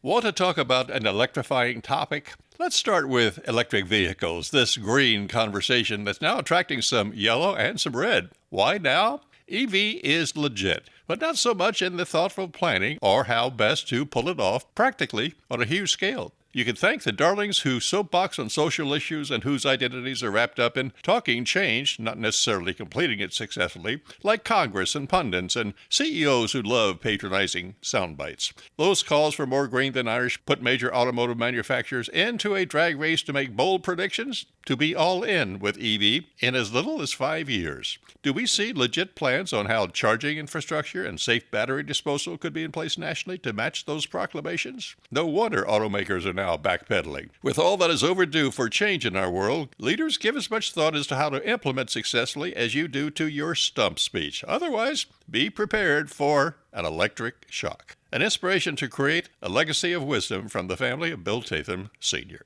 News Talk, 580 AM, 1059 FM, KMJ, Fresno, a Cumulus Media station. KMJ.